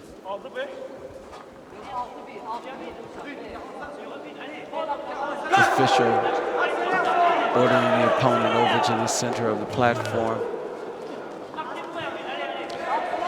Big, hard reversal there. Hard right hand uppercuts with pressure on the back of the head. No scoring in there, but still the getting punched game. It's been much harder for Irvin to get on as we move into the last 27 seconds of this round for Irvin to make it on the board. He has 1 point from the judges out of the entire round. So it means that he hasn't put up a lot of scoreable technique. Well, Irvin did have a much better first round, but he also showed balance, but off the low tie.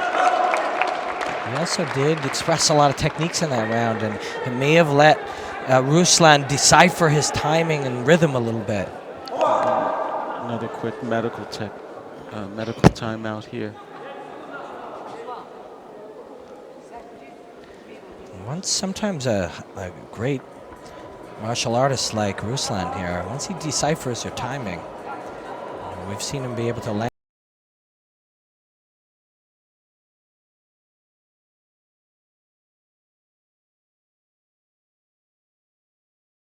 And now here in round two, much cleaner. Yeah, the point differential here with the last 9 seconds means that Irvin would have to come out with some spectacular technique to close this gap that's as big as 8-1. But that's pretty unlikely at this point. And of course, knockouts are part of any full contact sport. They are. We saw an incredible knockout in one of our fights which is a hard loss for one of the experienced Sanda fighters at this world stage. Because of that possibility of landing that clean technique and scoring by that type of finish, in those last 9 seconds, the fighters down 6-7 points, they still have that belief that they have the ability to finish it. But not today. It was Ruslan Prialev's day today. Winner is the red side. Победу одержала красная сторона. Ruslan Prialev, Azerbaijan. We will have 2 more fights here in the men's 65 kilograms, and then we'll get even bigger. The bigger boys will come out. Prialev, that inside hook of the leg, rotation under the chin, spinning back fist to the temple, that scored, and then reaches with that same technique. A little up jab, and this late, it's free. That was a well-earned victory, a beautiful round 2. This is something else that, just for our viewers, you'll see a changing of the entire judges group. So we have new judges in for our next set of fights. And Robin, this should be a pretty high-level fight. We saw a great fight yesterday.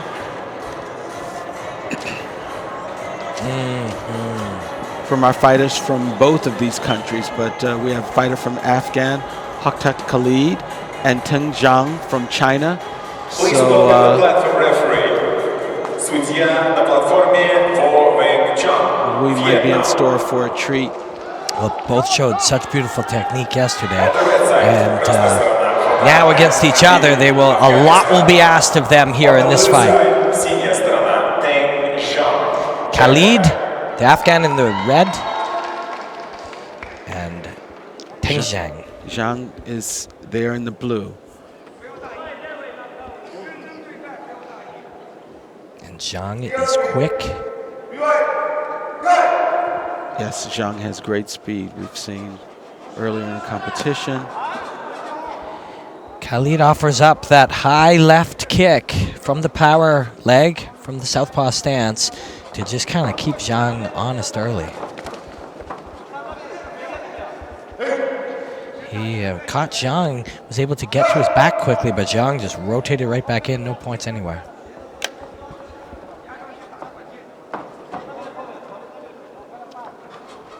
You can see the footwork of Zhang, able to move around the Lei Tai in and out. Ooh. Offers up the side kick to the spin kick. Beautiful side kick there. Beautiful side kick. Just shifted his weight. Oh, the hand. Did his hand touch? No. Just shifted his weight onto his back leg and intercepted him with the intercepting side kick. Both of these fighters, you see Khalid able to move around. And there's that off-platform throw that you mentioned earlier, Robin. It's such an elegant technique to sort of sacrifice or risk yourself to touch the mat to fire him off. So here's a case, beautiful roundhouse kick to the head. Here's a case where we see, and another side kick there. We see very efficient technique from the fighters. Zhang experience showing his both hands up to show that he's on balance so he can get 2 points instead of one. But we've seen fights where the competitors have not engaged, and there's a nice takedown for Khalid. We've seen the same pacing in the fight, but not earning points in the same way.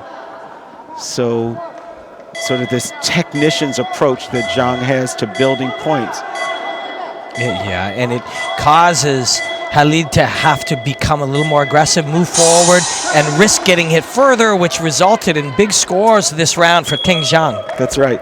Look at the fighting distance that Zhang has between he and Khalid. He's able to make up this distance with great footwork moving inside. He's manipulating the space between them. There he's tight in. He's able to get around and underhook the arm. That is so beautiful. Just a small shift in his weight back to make the front foot weightless. I thought that hand touched, but no, it didn't. When it touches and it glances, it's not considered off balance.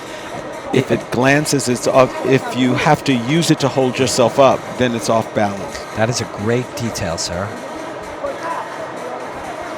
And it makes sense, right? If that hand becomes, you know, a point of holding up my weight, it makes total sense. You base out on one hand, it's undeniable. You were off balance.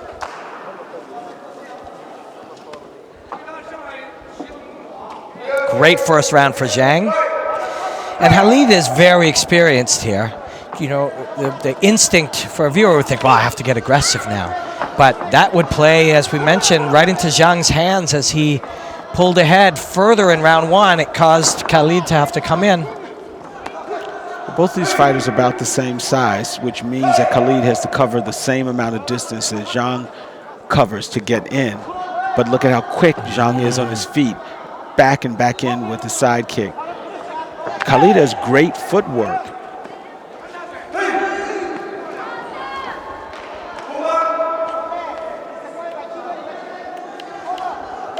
Points for Zhang, so Early lead again, 30 seconds in, as Khalid tries the head kick.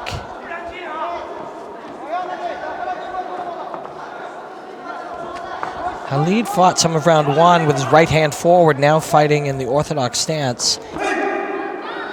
And rather than get pushed from the mat, he seemed to choose to only take the 1 point. And the extraction of that kick by Zhang was beautiful. Zhang has incredible reaction time, so once Khalid leads with the technique, you will see Zhang immediately. Look at him fight out of the clinch. That little trip, rotating trip, was there. Nice hook from Khalid. Both men preferring to fight out of the clinch, and Zhang takes him down. Zhang pulling ahead here in round two with 42 seconds remaining. He's going to get even more chances as Khalid has to take big risks here. You can be down 6, 8, 10 points, and if you can land that finishing blow. It's a nice right hand. Oh, deep penetrating 2 knuckles of the right hand on the chin. See the Khalid offering the front leg there and then firing with the back leg. He's inviting Zhang to come forward, but Zhang doesn't need to do any such thing here, well ahead on the scorecards. That's right. But Zhang also can close the distance. He keeps a big fighting distance, inviting Zhang to come in, but the reality is Zhang knows he can close a distance at any time with his footwork. He elevated his fight level of fighting a bit during that second round, and we saw some great activity. Yeah, that was technical. It was smart, skillful. It was a competitive battle there for Khalid to mount on the Leitai. He was fighting a very skilled opponent. And he had a particularly good round one. And right there is what you see as you're starting to be able to differentiate between the elite of the elite, is when it's put together with strategy and skill, athleticism, artistry. Look, as he reaches behind that thigh, throws the punch, and right here, and Khalid knew he was going off and chose the 1 point down instead of the going off. Smart. And right here, rotate, turn.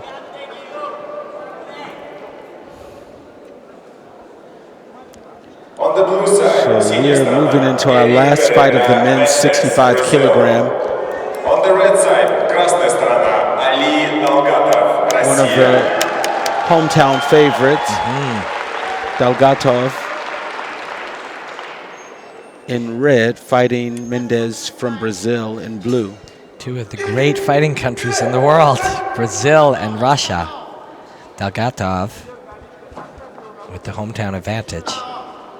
And you can see, even as he offers up those feints, you can see how skilled he is. And changing his intensity. Intense feints and then more casual, probing low kick.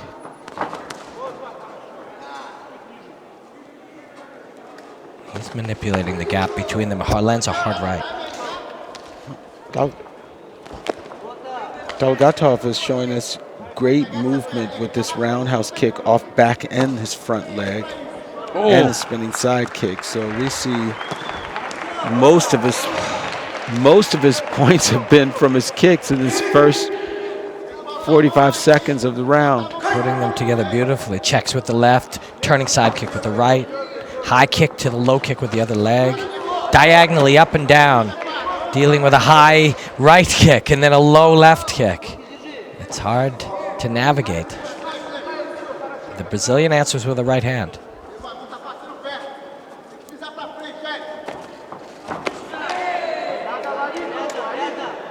You think of these athletes from all around the world, how far some of them had to travel. Brazil is so far from Russia. Sure. It's one of the things that makes these world championships so special. nice exchange there from both fighters. Between the non-combative, beautiful forms of Tao Lu and the full contact Sanda, we have over 500 participants from 64 countries and regions all around the world. Mendez from Brazil in here with Delgatov from Russia. Delgatov with the spinning back kick, Mendez firing forward and oversteps, back steps over that trip behind his leg. But a very good round for Ali Delgatov of Russia.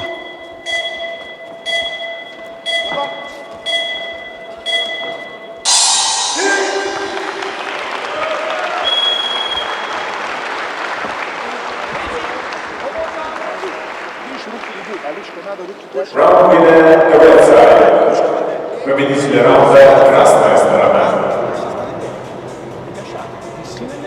Turning side kick. Round kick. Kick steps out diagonally on the angle and the jump turn side kick. Great round for Ali Delgatov.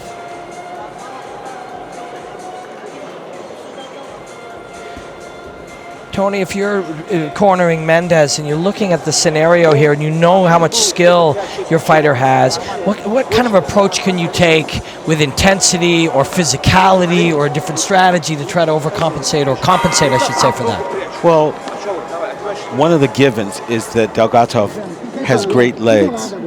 So he's going to score points with his legs. The question becomes, what is Mendez scoring with? Is he using a strategy where he's reacting with his leg every time? If he gets a thigh kick, is he at least neutralizing and earning a point on his thigh kick? Is he getting inside and using his hands?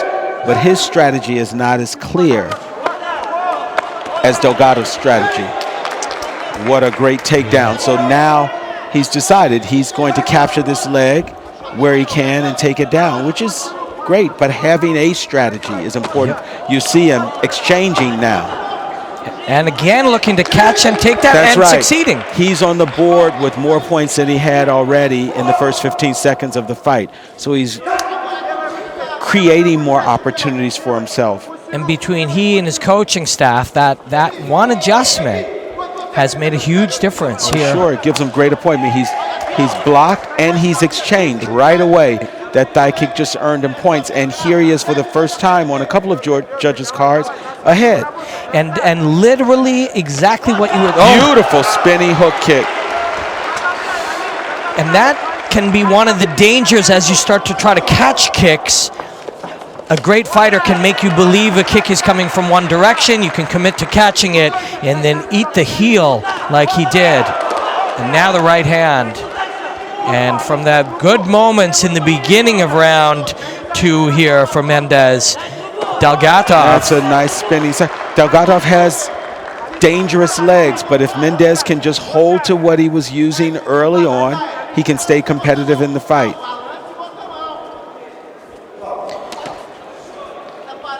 As opposed to just taking the kick, reacting with it, or initiating.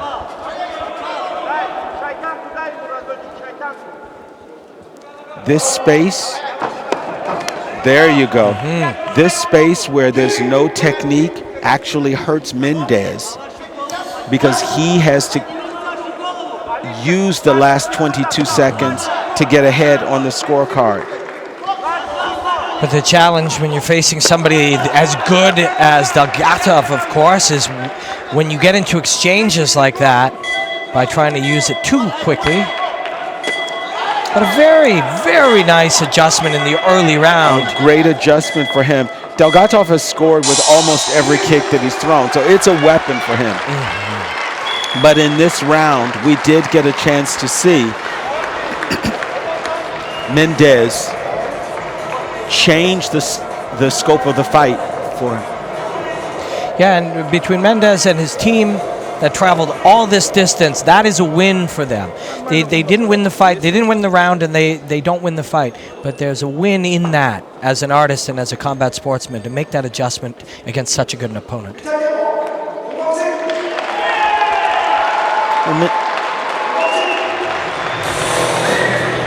Delgatov had Ali Pilev Teng Zhang and Ali Dalgatov, among others. But now we get bigger. Men's 80 kilograms. George Sad from Lebanon in the red.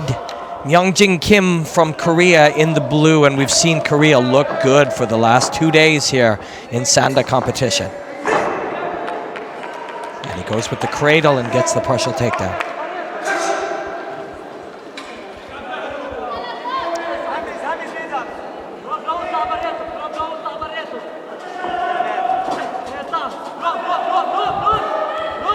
Lebanese fighter trying to maintain some distance here. You see the patience of Kim, but there's only so much patience we can use, eh, Tony? That warning will come quick. Well, we see these big guys with long legs.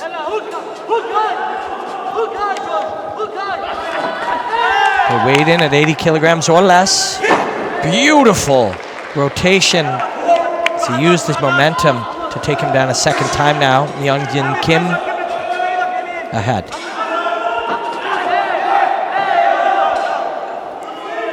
The efficiency and speed of the legs here from Saad is just not the same.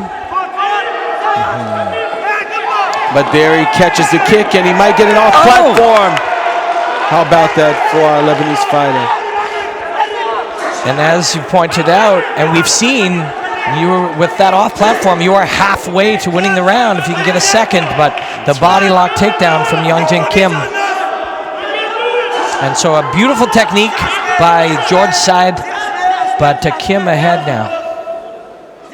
40 seconds remaining in round one.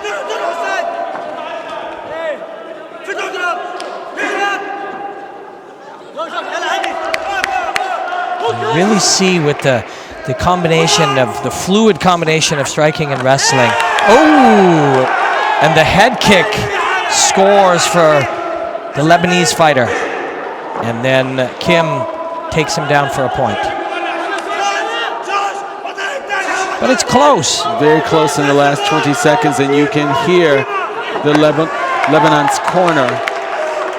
The Lebanese coach is really trying to goad him on to just make up this space, and he's off lei tai. Oh. He had landed a 2-point body kick right before that to pull him within range of winning this round. Much tougher now. And Kim realizes it. He just needs to wait it out, and he does. Very, very smart, efficient round from Myungjin Kim. But a close round for some judges. The blue side. A little fake level change by Kim invited George in onto the leg, and Kim reversed him. Goes inside trip, then goes to the hip and rotates all the way around. Beautiful throw. But this was the high point for George. Well done. Another high point. Very good round for George. But it is, the round goes to Kim.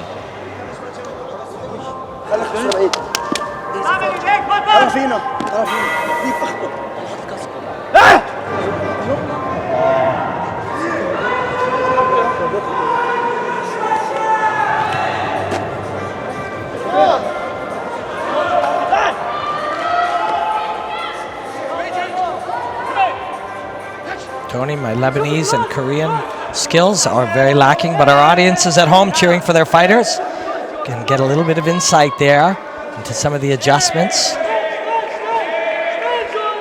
It's a great thing about having those mics down near the corner for our audience. It's a nice roundhouse kick there by Kim. Both of these big guys putting their legs up to try and score some points. Kim now, I think, is going to manipulate this distance again and move in as George moves forward. He has an appointed attack from the referee, and he's gotten him off platform. So that's 2 points for him. Sort of solidify a lead while we wait for Georgians to get on the board. Some great moments for George in round one. You see Kim with a 4 and 5 point, depending on the We had judges. an appointed attack, and now we have a penalty for Georgia's Saad there for not initiating after he had an appointed attack. So that puts Kim a fair bit ahead. It will be George having to initiate here with 50 seconds remaining. Needs multiple scores, multiple techniques here. I would not be surprised if Kim had Georgia's near the edge of the platform to make a quick end to the round, but it looks like he's willing to stay in there and mix it up a little bit longer, which is understandable as he moves to these later stages of the fight. Beautiful evasive maneuver. Read that spinning kick and moved towards it, and as you move into the thigh and behind the knee area, there's not an impact part to the body and able to get in and take him down. It's really the read that makes that possible.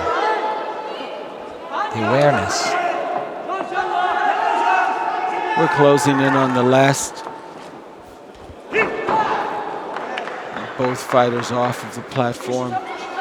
Last 13 seconds of the fight, and Georges has had difficulty getting on the board with some of the judges. Actually, with all of the judges, the judges haven't seen a scoreable technique from him yet. The hard kick takes off the double block by Kim, lands the straight punch and then the takedown, and this will be the fight. Yeah, Kim made a very decisive second round of it. Looks like George is a bit fatigued there. He gave a great effort in the fight. Really did. You and I were talking earlier today, and it's something you hear in all combat sports.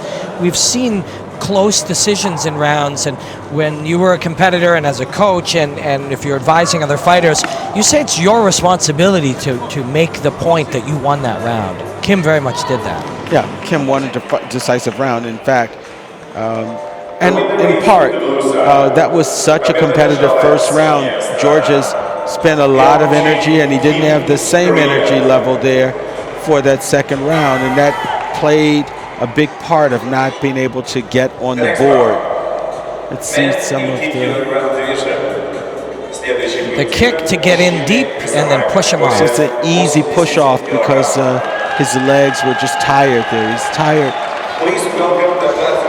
Elegant techniques here, and that one did not score because they both fell off. That's another beautiful one. But as he moved into that turning, spinning hook kick, it just showed you his awareness of where he is in space, where his targets are compared to your weapons, fully aware at all times.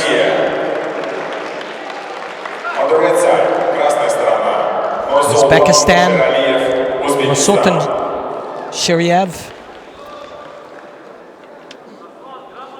and Arslan Bektemirov from Russia and Uzbekistan. Russia in the blue. Shiraliev in the red. 80 kilograms on weigh-in day. Shiraliev is a big character. Yeah, and listen to the power from these fighters. Our mics are able to pick up just how much power is behind those techniques. Bektemirov, beautiful, used the direction. Shiraliev tried to resist the takedown, resisted hard enough that Bektemirov used it against him, turned him the other direction.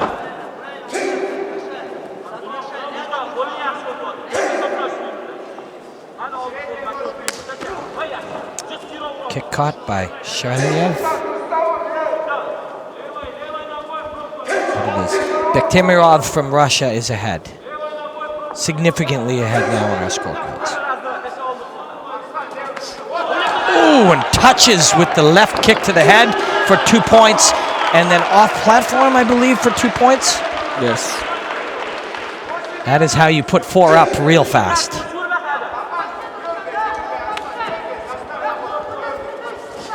So we see Arslan really stretching out his lead a bit here. That almost felt calculated, that he offered up the kick to ask for your kick in return and use that to take you down. Very smart fighter here, the Russian. And again, Another. They did score it for him.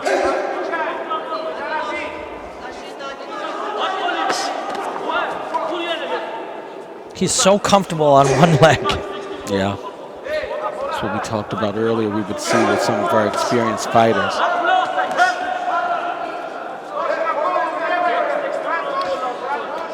Combat artists who use wrestling, many of them train on one leg, will begin a training session or a sparring round with somebody holding that single as a way to get desensitized or sensitized to that feeling, use it as leverage, use their connection to their body as a type of leverage. Spinning back fist for Arslan, and they have an off platform and the round is over.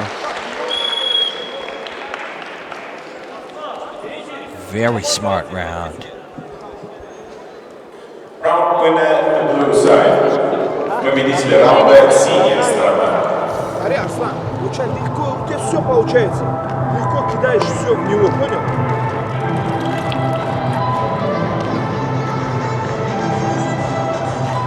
This is my third time in Russia commentating here, and you rarely see the passion for combat anywhere on earth that you see from the Russians. There with the high kick and then in deep and off platform. Beautifully done. There, offers the kick, takes yours, and then grabs your return kick to push you from there. The fake kick to the right hand to the off platform. Wow, he is heating up.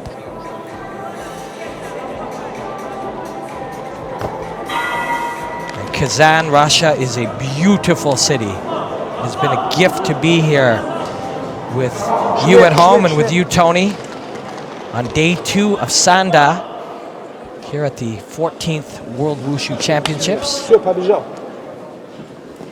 Now we have a lot of martial arts enthusiasts, Sanda enthusiasts, but to our new audience, I can predict you are enjoying the action here today.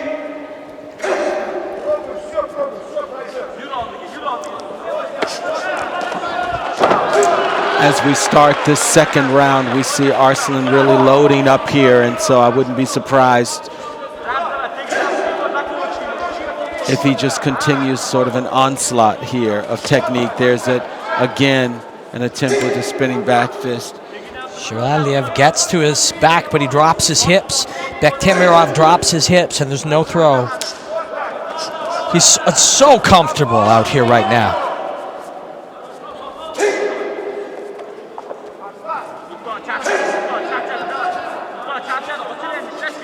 See, just bouncing in and out, showing so many different looks, offering the right hand, now the cradle.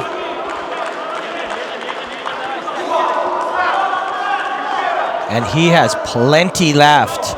And Shiraliev is starting to slow down ever so slightly. Well, Shiraliev just took a really heavy thigh kick there on his left thigh.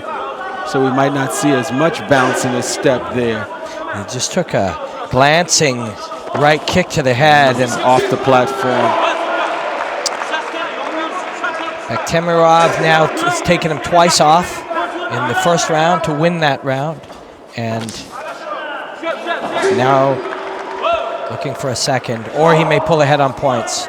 I think your prediction is looking very accurate, Tony. Yes.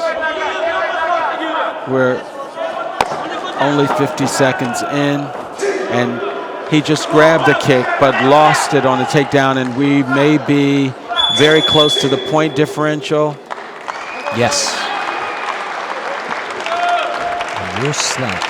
Arslan Bektemirov looking very good here in Russia. The Russian fighters have looked so strong through 2 days.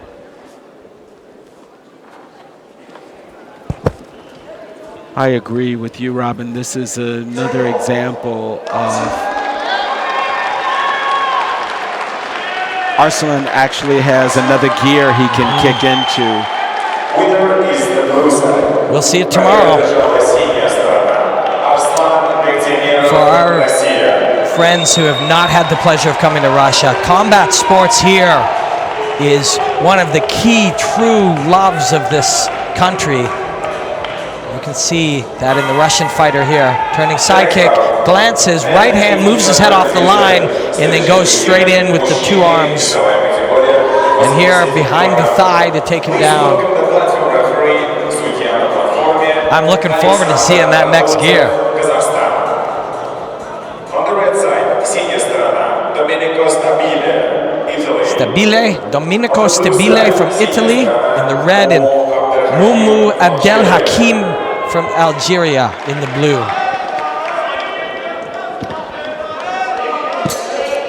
How's the Algerian system been over the last few years?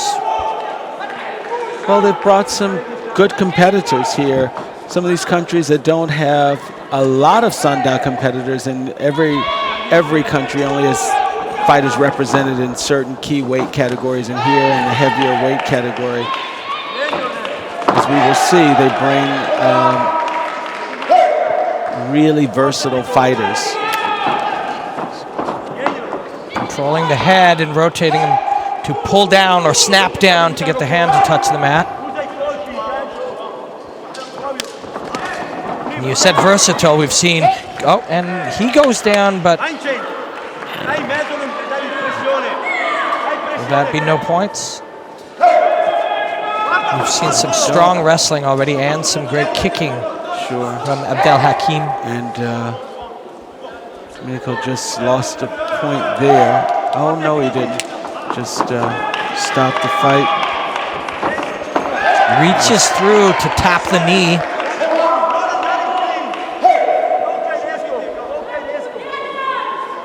This is the last of our men's 80-kilogram matches, and they will get bigger after this. We'll have a couple of 90-kilogram matches, and then the heavyweights, 90-plus, before the night is over. And here we have Abdel Hakim ahead on the board. Domenico still not showing enough scoreable technique for the judges to award any points with over 1 minute into the fight. Stabile caught that kick and tried to use it to implement some wrestling and try to score a takedown. He was not successful.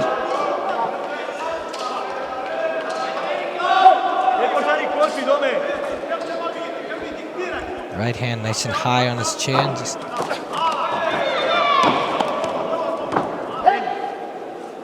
drops his hips.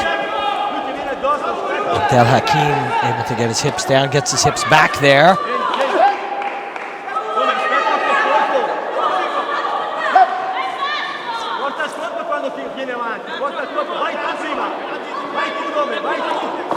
Abdel Hakim is a big guy. Look at how light he is moving around on his feet. Tapped the leg there. I don't know if the judge may have been warning him not to throw that punch after his opponent hit the ground. Looks like he didn't get a point for the takedown of Domenico.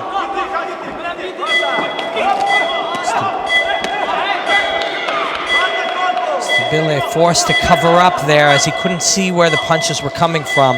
A strong finish from Mumu Abdel Hakim from Algeria. Takes round one. Convincingly.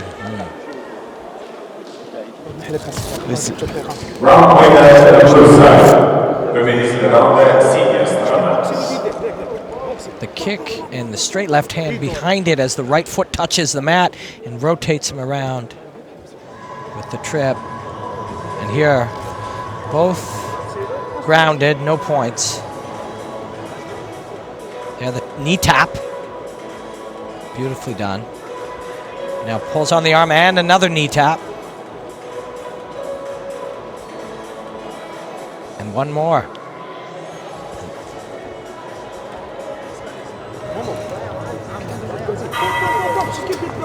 Pleased to have you with us here at the 14th World Wushu Championships in Kazan, Russia. Robin Black and Tony Sims.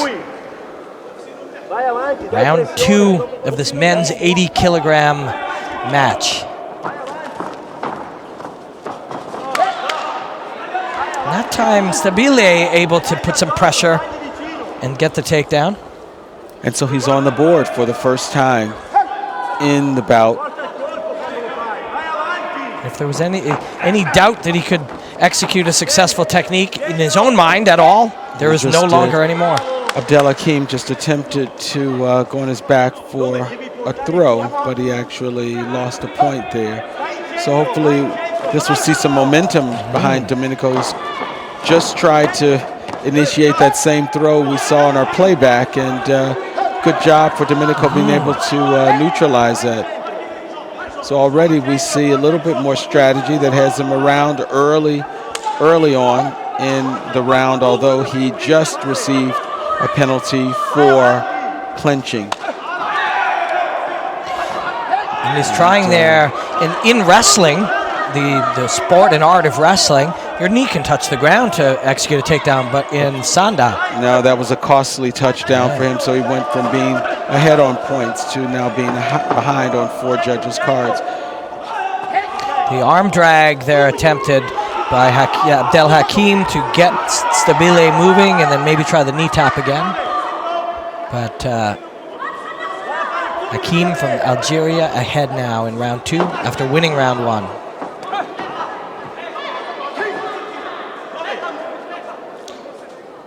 Domenico clenching another penalty. He's still within striking distance of having an opportunity to win this round, but going down low for that kick is not going to be an effective move for him. Tony, clarify for our audience. We see that clinching is allowed. We go into the clinch to execute a takedown or a throw or strike from the clinch. But then sometimes he gets warned. Is it staying too long in the clinch? Is it hanging in the clinch? So a clinch that the fighters end up engaged in because of their fighting is one thing. When the referee, and there's another... Inactivity? Yes, 5 seconds inactivity. Twice that's gone to Domenico. But and there's finally a takedown, and... the commitment to that as he... So what happens is the referee is allowing just a couple of seconds for the clinch before breaking. But if it looks like an opponent, a fighter, is using the clinch simply to avoid fighting. Like we are seeing essentially right there. Yeah. We're in the last second of the fight, so he didn't receive a penalty or warning. Umu Abdelhakim from Algeria. 2 rounds to none. Domenico Stabile, that was a demanding fight for him anaerobically, and he fought hard.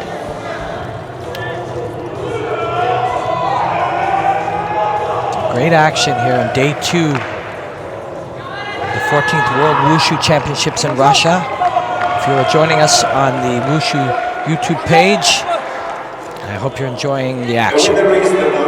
One of the things that Domenico Stabile can take away from that fight is initially in the second round, he brought a different fighting strategy to the fight that was effective for him for about the first 20-25 seconds of the fight. Let's see if it's on our highlights. There's a technique there. Yeah, and another. That's where he neutralized that turn and ended up on top. But then it is Abdelhakim, and right here, just elevating that left leg with pressure on that overhook.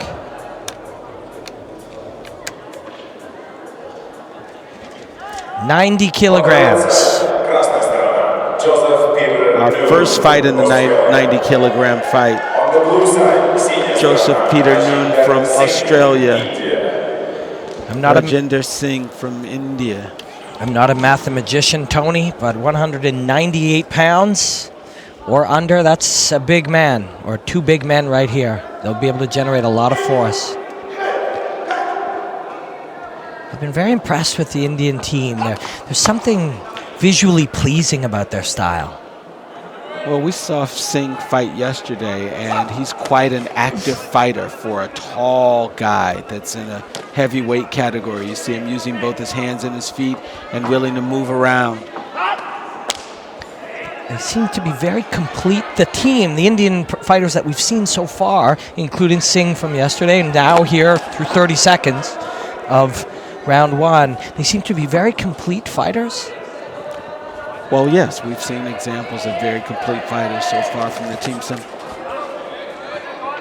They're also very light on their feet and kind of see the game. They see it materialize, or they create it in front of them. Singh has a significant reach advantage, but you see, you see Noon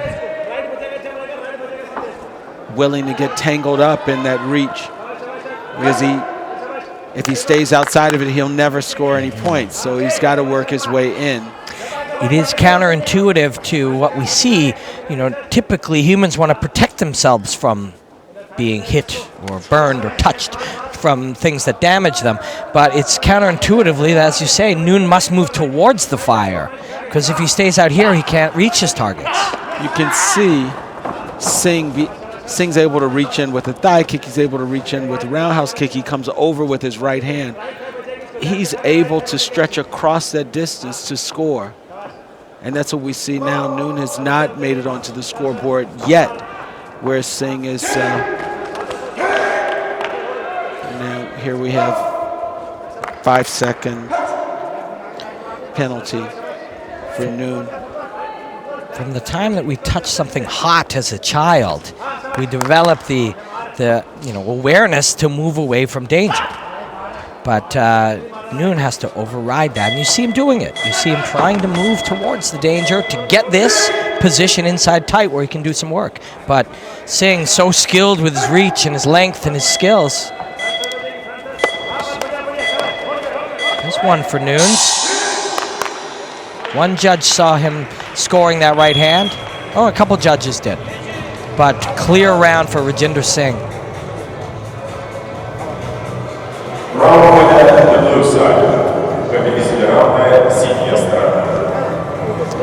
Switch to southpaw, landed the left kick and then the right hook on the way out. And here, balance it, just throws the big man down. But I really like Noon is approaching it the hard. He's doing the hard work necessary to try to get himself into range, and that's very admirable against a talented fighter like Rajinder Singh. Well, you know, we saw Noon yesterday in fight, and here he is. The next level, as you move through the competition, it's harder and harder for you. So he's meeting a very determined and skilled opponent. It's a different fight for him today. It's a tough one, but he's putting in a good showing for himself.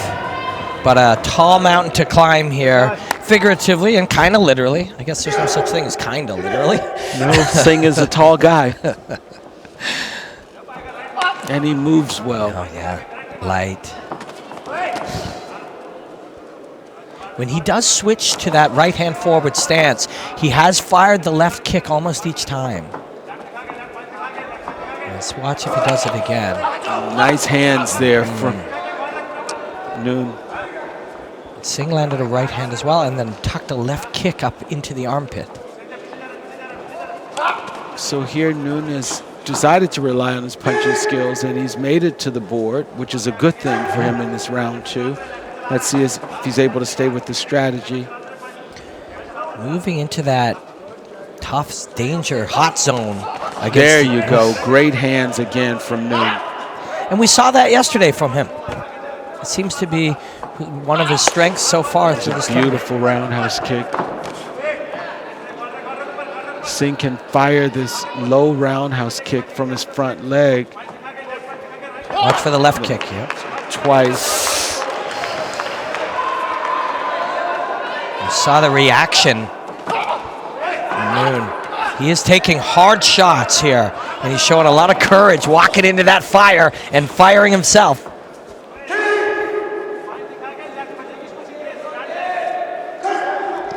Those deep breaths. When that kick touches your body in that area, that floating rib sometimes indent, and if it touches the liver, you go into hepatic trauma, and it's almost shuts the body down. We see for Singh that it's important for him to have a competitive fight at this round, because if he makes it through, he knows that he has to be on his A game for the next level fighter. So although he's ahead on points we're closing in on 12-point discrepancy for 4 of our judges. Close, very close. He needed a good battle here. And Joseph Peter Noon gave him one. Proudly and courageously gave him a very good fight. And Noon should go home with his head held high, facing a very tough fighter and walking him down.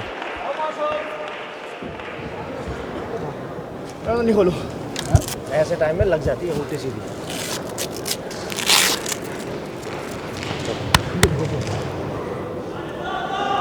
Rajinder Singh getting the challenge, as you pointed out, the challenge that he really needed here today, and performed beautifully. There's only so much conditioning that the fighters are going to do here in the midst of the competition. And so between rest and the fight, you hope that the fight is allowing you to warm up and keep your rhythm through a few brutal days of competition. So Joseph Peter Noon was happy to bring that for him. And there, that just somewhere off onto that right side of Noon's body. It took the wind out of him, but that wasn't enough to stop him. Kept coming with the hard right, the big hooks, and moved to the body lock, but it was Rajinder Singh's day again. On the red side, красная сторона, Yuri Montagnac, France. Montagnac On the blue side, from France. Omar Abdul Ali, Egypt. There's Montagnac, French fighter. Mamdou Ali from Egypt in the blue.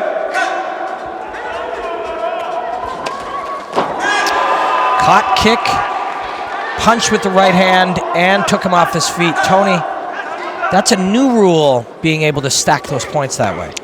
absolutely, you would get points for the kick that initiated the takedown, as well as points for the takedown. So it's a total of 4 points, as opposed to in the past it would have been for the 2. The most points, you were telling me earlier today, and there's, we see 1 point for Montagnac, I believe. You were saying the most points we could score would be 6. 6. How would we score 6 points? Well, it's conceivable when you add in the technique. For example, you gave your opponent a kick that knocked them down and off the lei tai. There's 2 points for the kick, 2 points for the down, and then 2 points for off the lei tai. So we can go out, throw 2 kicks, score 12 points, fight's over. Well, the fight would have been over if you're off the lei tai twice, Robin, anyway. So that the round would have been over. Yeah. Not necessarily the fight, but that round for sure.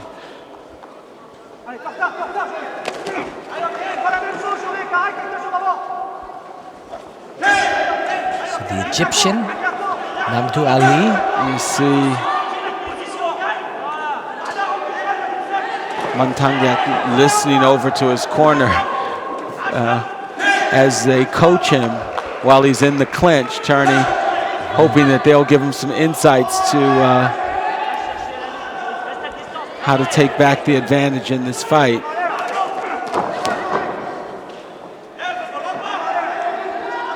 Mamdou Ali is being very patient and just, hard right hand lands. That's right, he's fighting from his hands and his feet until he's really, there we have a penalty for Jordik for clinching. Montagnac drives in and gets the single leg for the single point.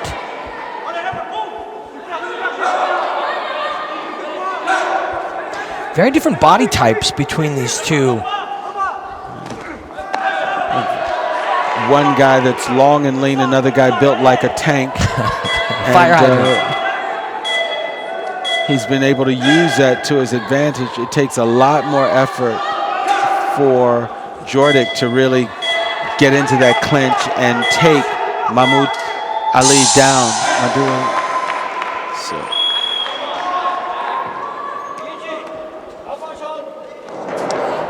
Saw Montagnac glance up at the scoreboard and kind of shake his head. He's going to have to shake that off. It's going to be round 2 in a minute.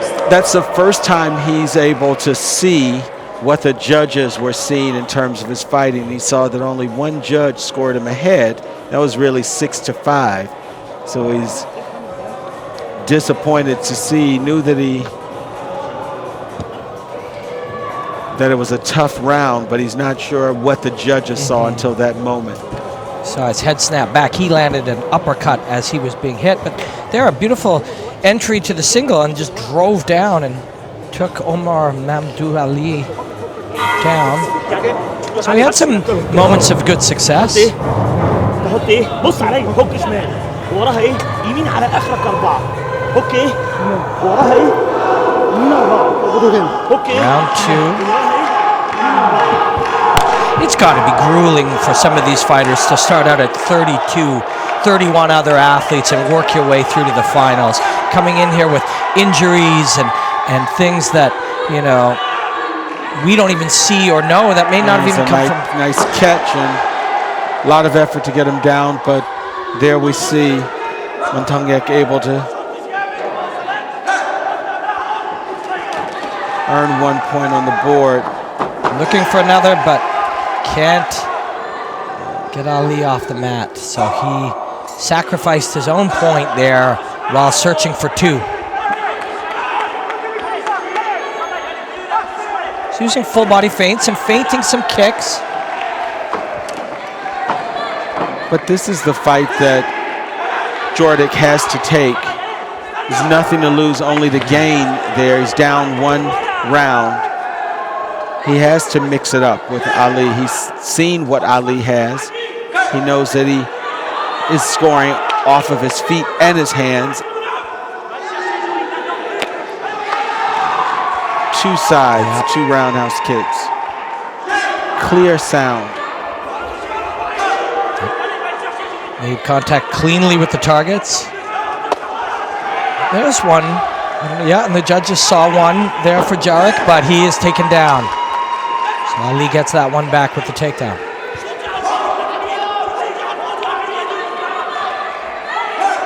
It's got to be exhausting to be up against a little tank like this.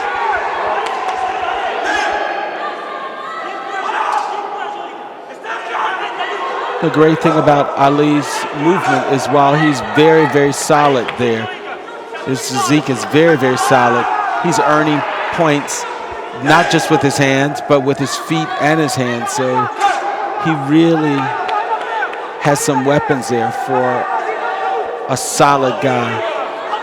Jorg Montagnac is getting himself mentally in this fight, moving his head well, landing shots in the second round, scoring. His scoring is much, much better here, and there's a penalty to Ali, and there's a couple of good punches that Montagnac, looking up at that scoreboard, Robin, showed him that he needed to get some more points in there, and beautiful right hook. Uppercut, sorry. Yeah.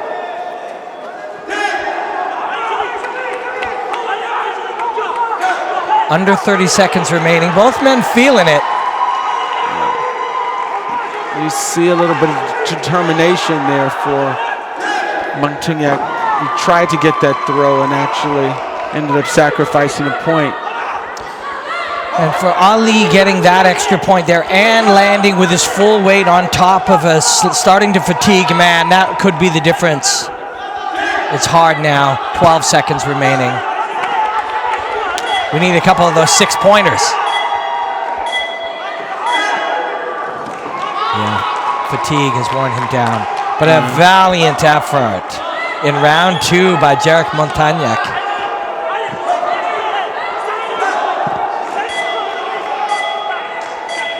He's just holding on, making it through the end of the round. Tough fight. Exhausting. It's a really tough fight at this level of the competition. Omar Mamdou Ali celebrates for a moment, lets it all out.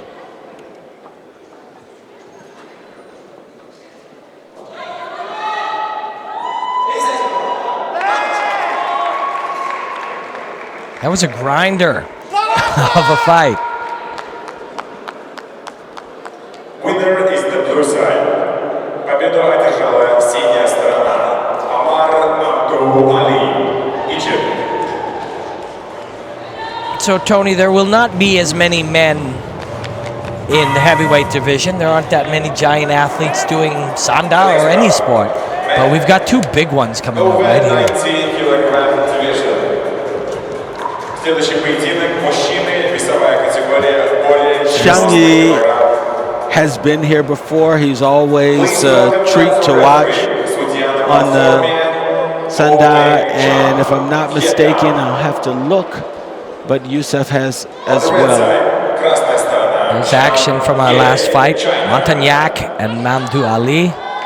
They left it all out there. On the blue side, синяя сторона, Abu Shrik Yusuf. And look at these two. Zhang Yi from China in the red. I don't know where you get a t-shirt that big. And Abdou Shrik Youssef. Jordan. Zhang's size is deceptive. This man is an incredible mover and athlete. There's a gentleness, there's a calmness to him.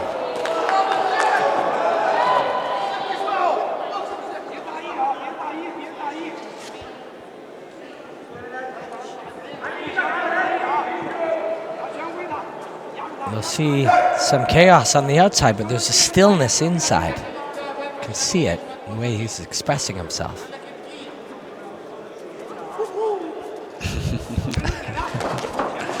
Very entertaining fighter. We see Yusuf. Gorgeous. We see Yusuf mixing it up with him. So Ooh, Yusuf with the hard left, but it is Zhang Zi who lands the clean one. Wow, a gunfight. Literally trading left hooks.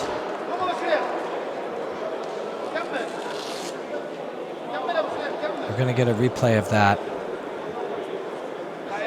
it's good that he's up on his feet already. That impact, it's a scheduled car accident. Let's see. Yeah, hook versus hook. There's an old saying in boxing, you never hook with the hooker. Right there. Poof. Oh, it was the right hand behind it. Hook, boom. Right hand during intercepting the, oh, man, that was a high impact right hand. Just interrupted that hook. Unfortunately, he wants the fight to continue, but when you go down like that, fight's done. Yeah. These big men love to fight, and there's not as many opponents. Oh, he and his corner are signaling that, well, he just went down, but above all, the safety of the fighter is important. The right hook, so or the straight right hand behind the hook. Use the hook to generate the power in the right hip to deliver the right hand. We'll look at one more time. Hook, boom! That right hand right there. Left hook versus left hook, bang! The right hand, bam! Just interrupted the combination of Youssef. That is the beauty of striking. Men over 90-kg division. And this is another pair of big men. A great way to wrap up what has been a great second session of day 2. Sanda here at the 14th World Wushu Championships in Kazan, Russia. Gita from Romania. He will face Abduraimov from Kazakhstan.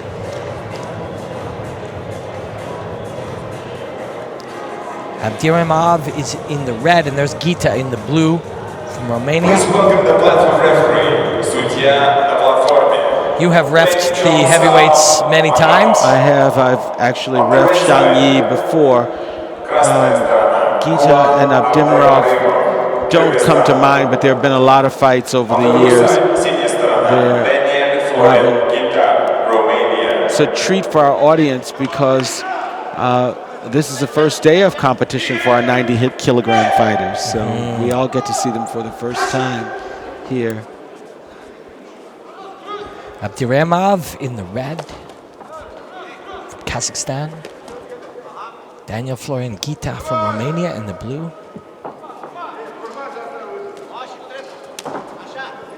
Able to reach in with that. Gita's able to reach in with that thigh kick. He's scored some points. Both men scoring off their legs. Abdiremov scores to the body and tries to get the single leg takedown, but the head control by Gita prevents it. 30 seconds down. Impressive display of the skill for these big guys, scoring with both their hands and their feet. So Tony, when you're reffing the heavyweights, will you let a little more time between urging them for activity? No. There's another punch that's gotten an 8-second count. This fighter, if he gets his hands up and can show us that he's ready, they will continue. Oh, actually, no. Took a look into his eyes. The head judge overruled that once you get to the 10-point, once you get to the count of 10, we're done. And the blood as well.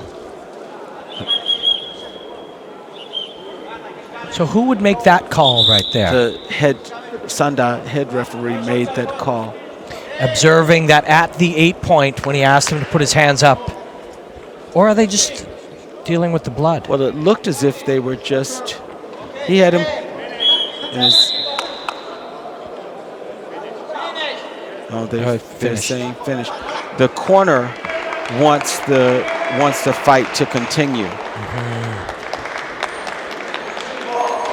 Well, if we are correct, and I believe we are, yes, 2 first-round knockouts in the heavyweight division to wrap up day 2 of the 14th World Wushu Championships. I am sure we will get a replay. And yes, we will. Boom. Counter left hook. Bam. You see, he really got the hip turn into it. Ball of his foot, driving off the mat, slide back, bang. Beautifully timed. You can see from both our 2 heavyweight matchups just how much power the heavyweights can generate. We had an exciting night of fights here. We sure did, Tony. And we will be wrapping up here. I'd like to thank Tony Sims, all these great athletes. It's been a pleasure, Robin. And all of you for watching today, day 2, the beautiful art of Sanda at the 14th World Wushu Championships in Kazan, Russia. Tony, what was your high point of the day? My high point of the day, of course, we saw a fantastic fight with Park early on. And then Dalgatov was also an incredible fight. And, you know, it's hard to deny, especially he's a fun fighter to watch, Zhang Yi. Yeah, I'm with you. Park is the fighter we'll be keeping an eye on. I think if we surveyed the audience, they would say Zhang Yi. There's Daniel Florian Gita, a knockout of his own. But Zhang Yi with that hard right hand, trading hooks and then beating his man to the punch. And then Florian Gita finishing with a big strike of his own. Once again, thank you for watching.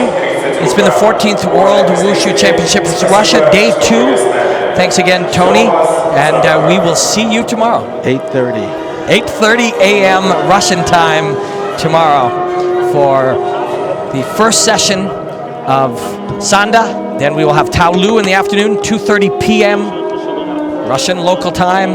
And then again, we will be back for session 2 of Sanda, 7:30 p.m. Thank you very much, Robin Black and Tony Sims saying good night till tomorrow. Good night, everyone.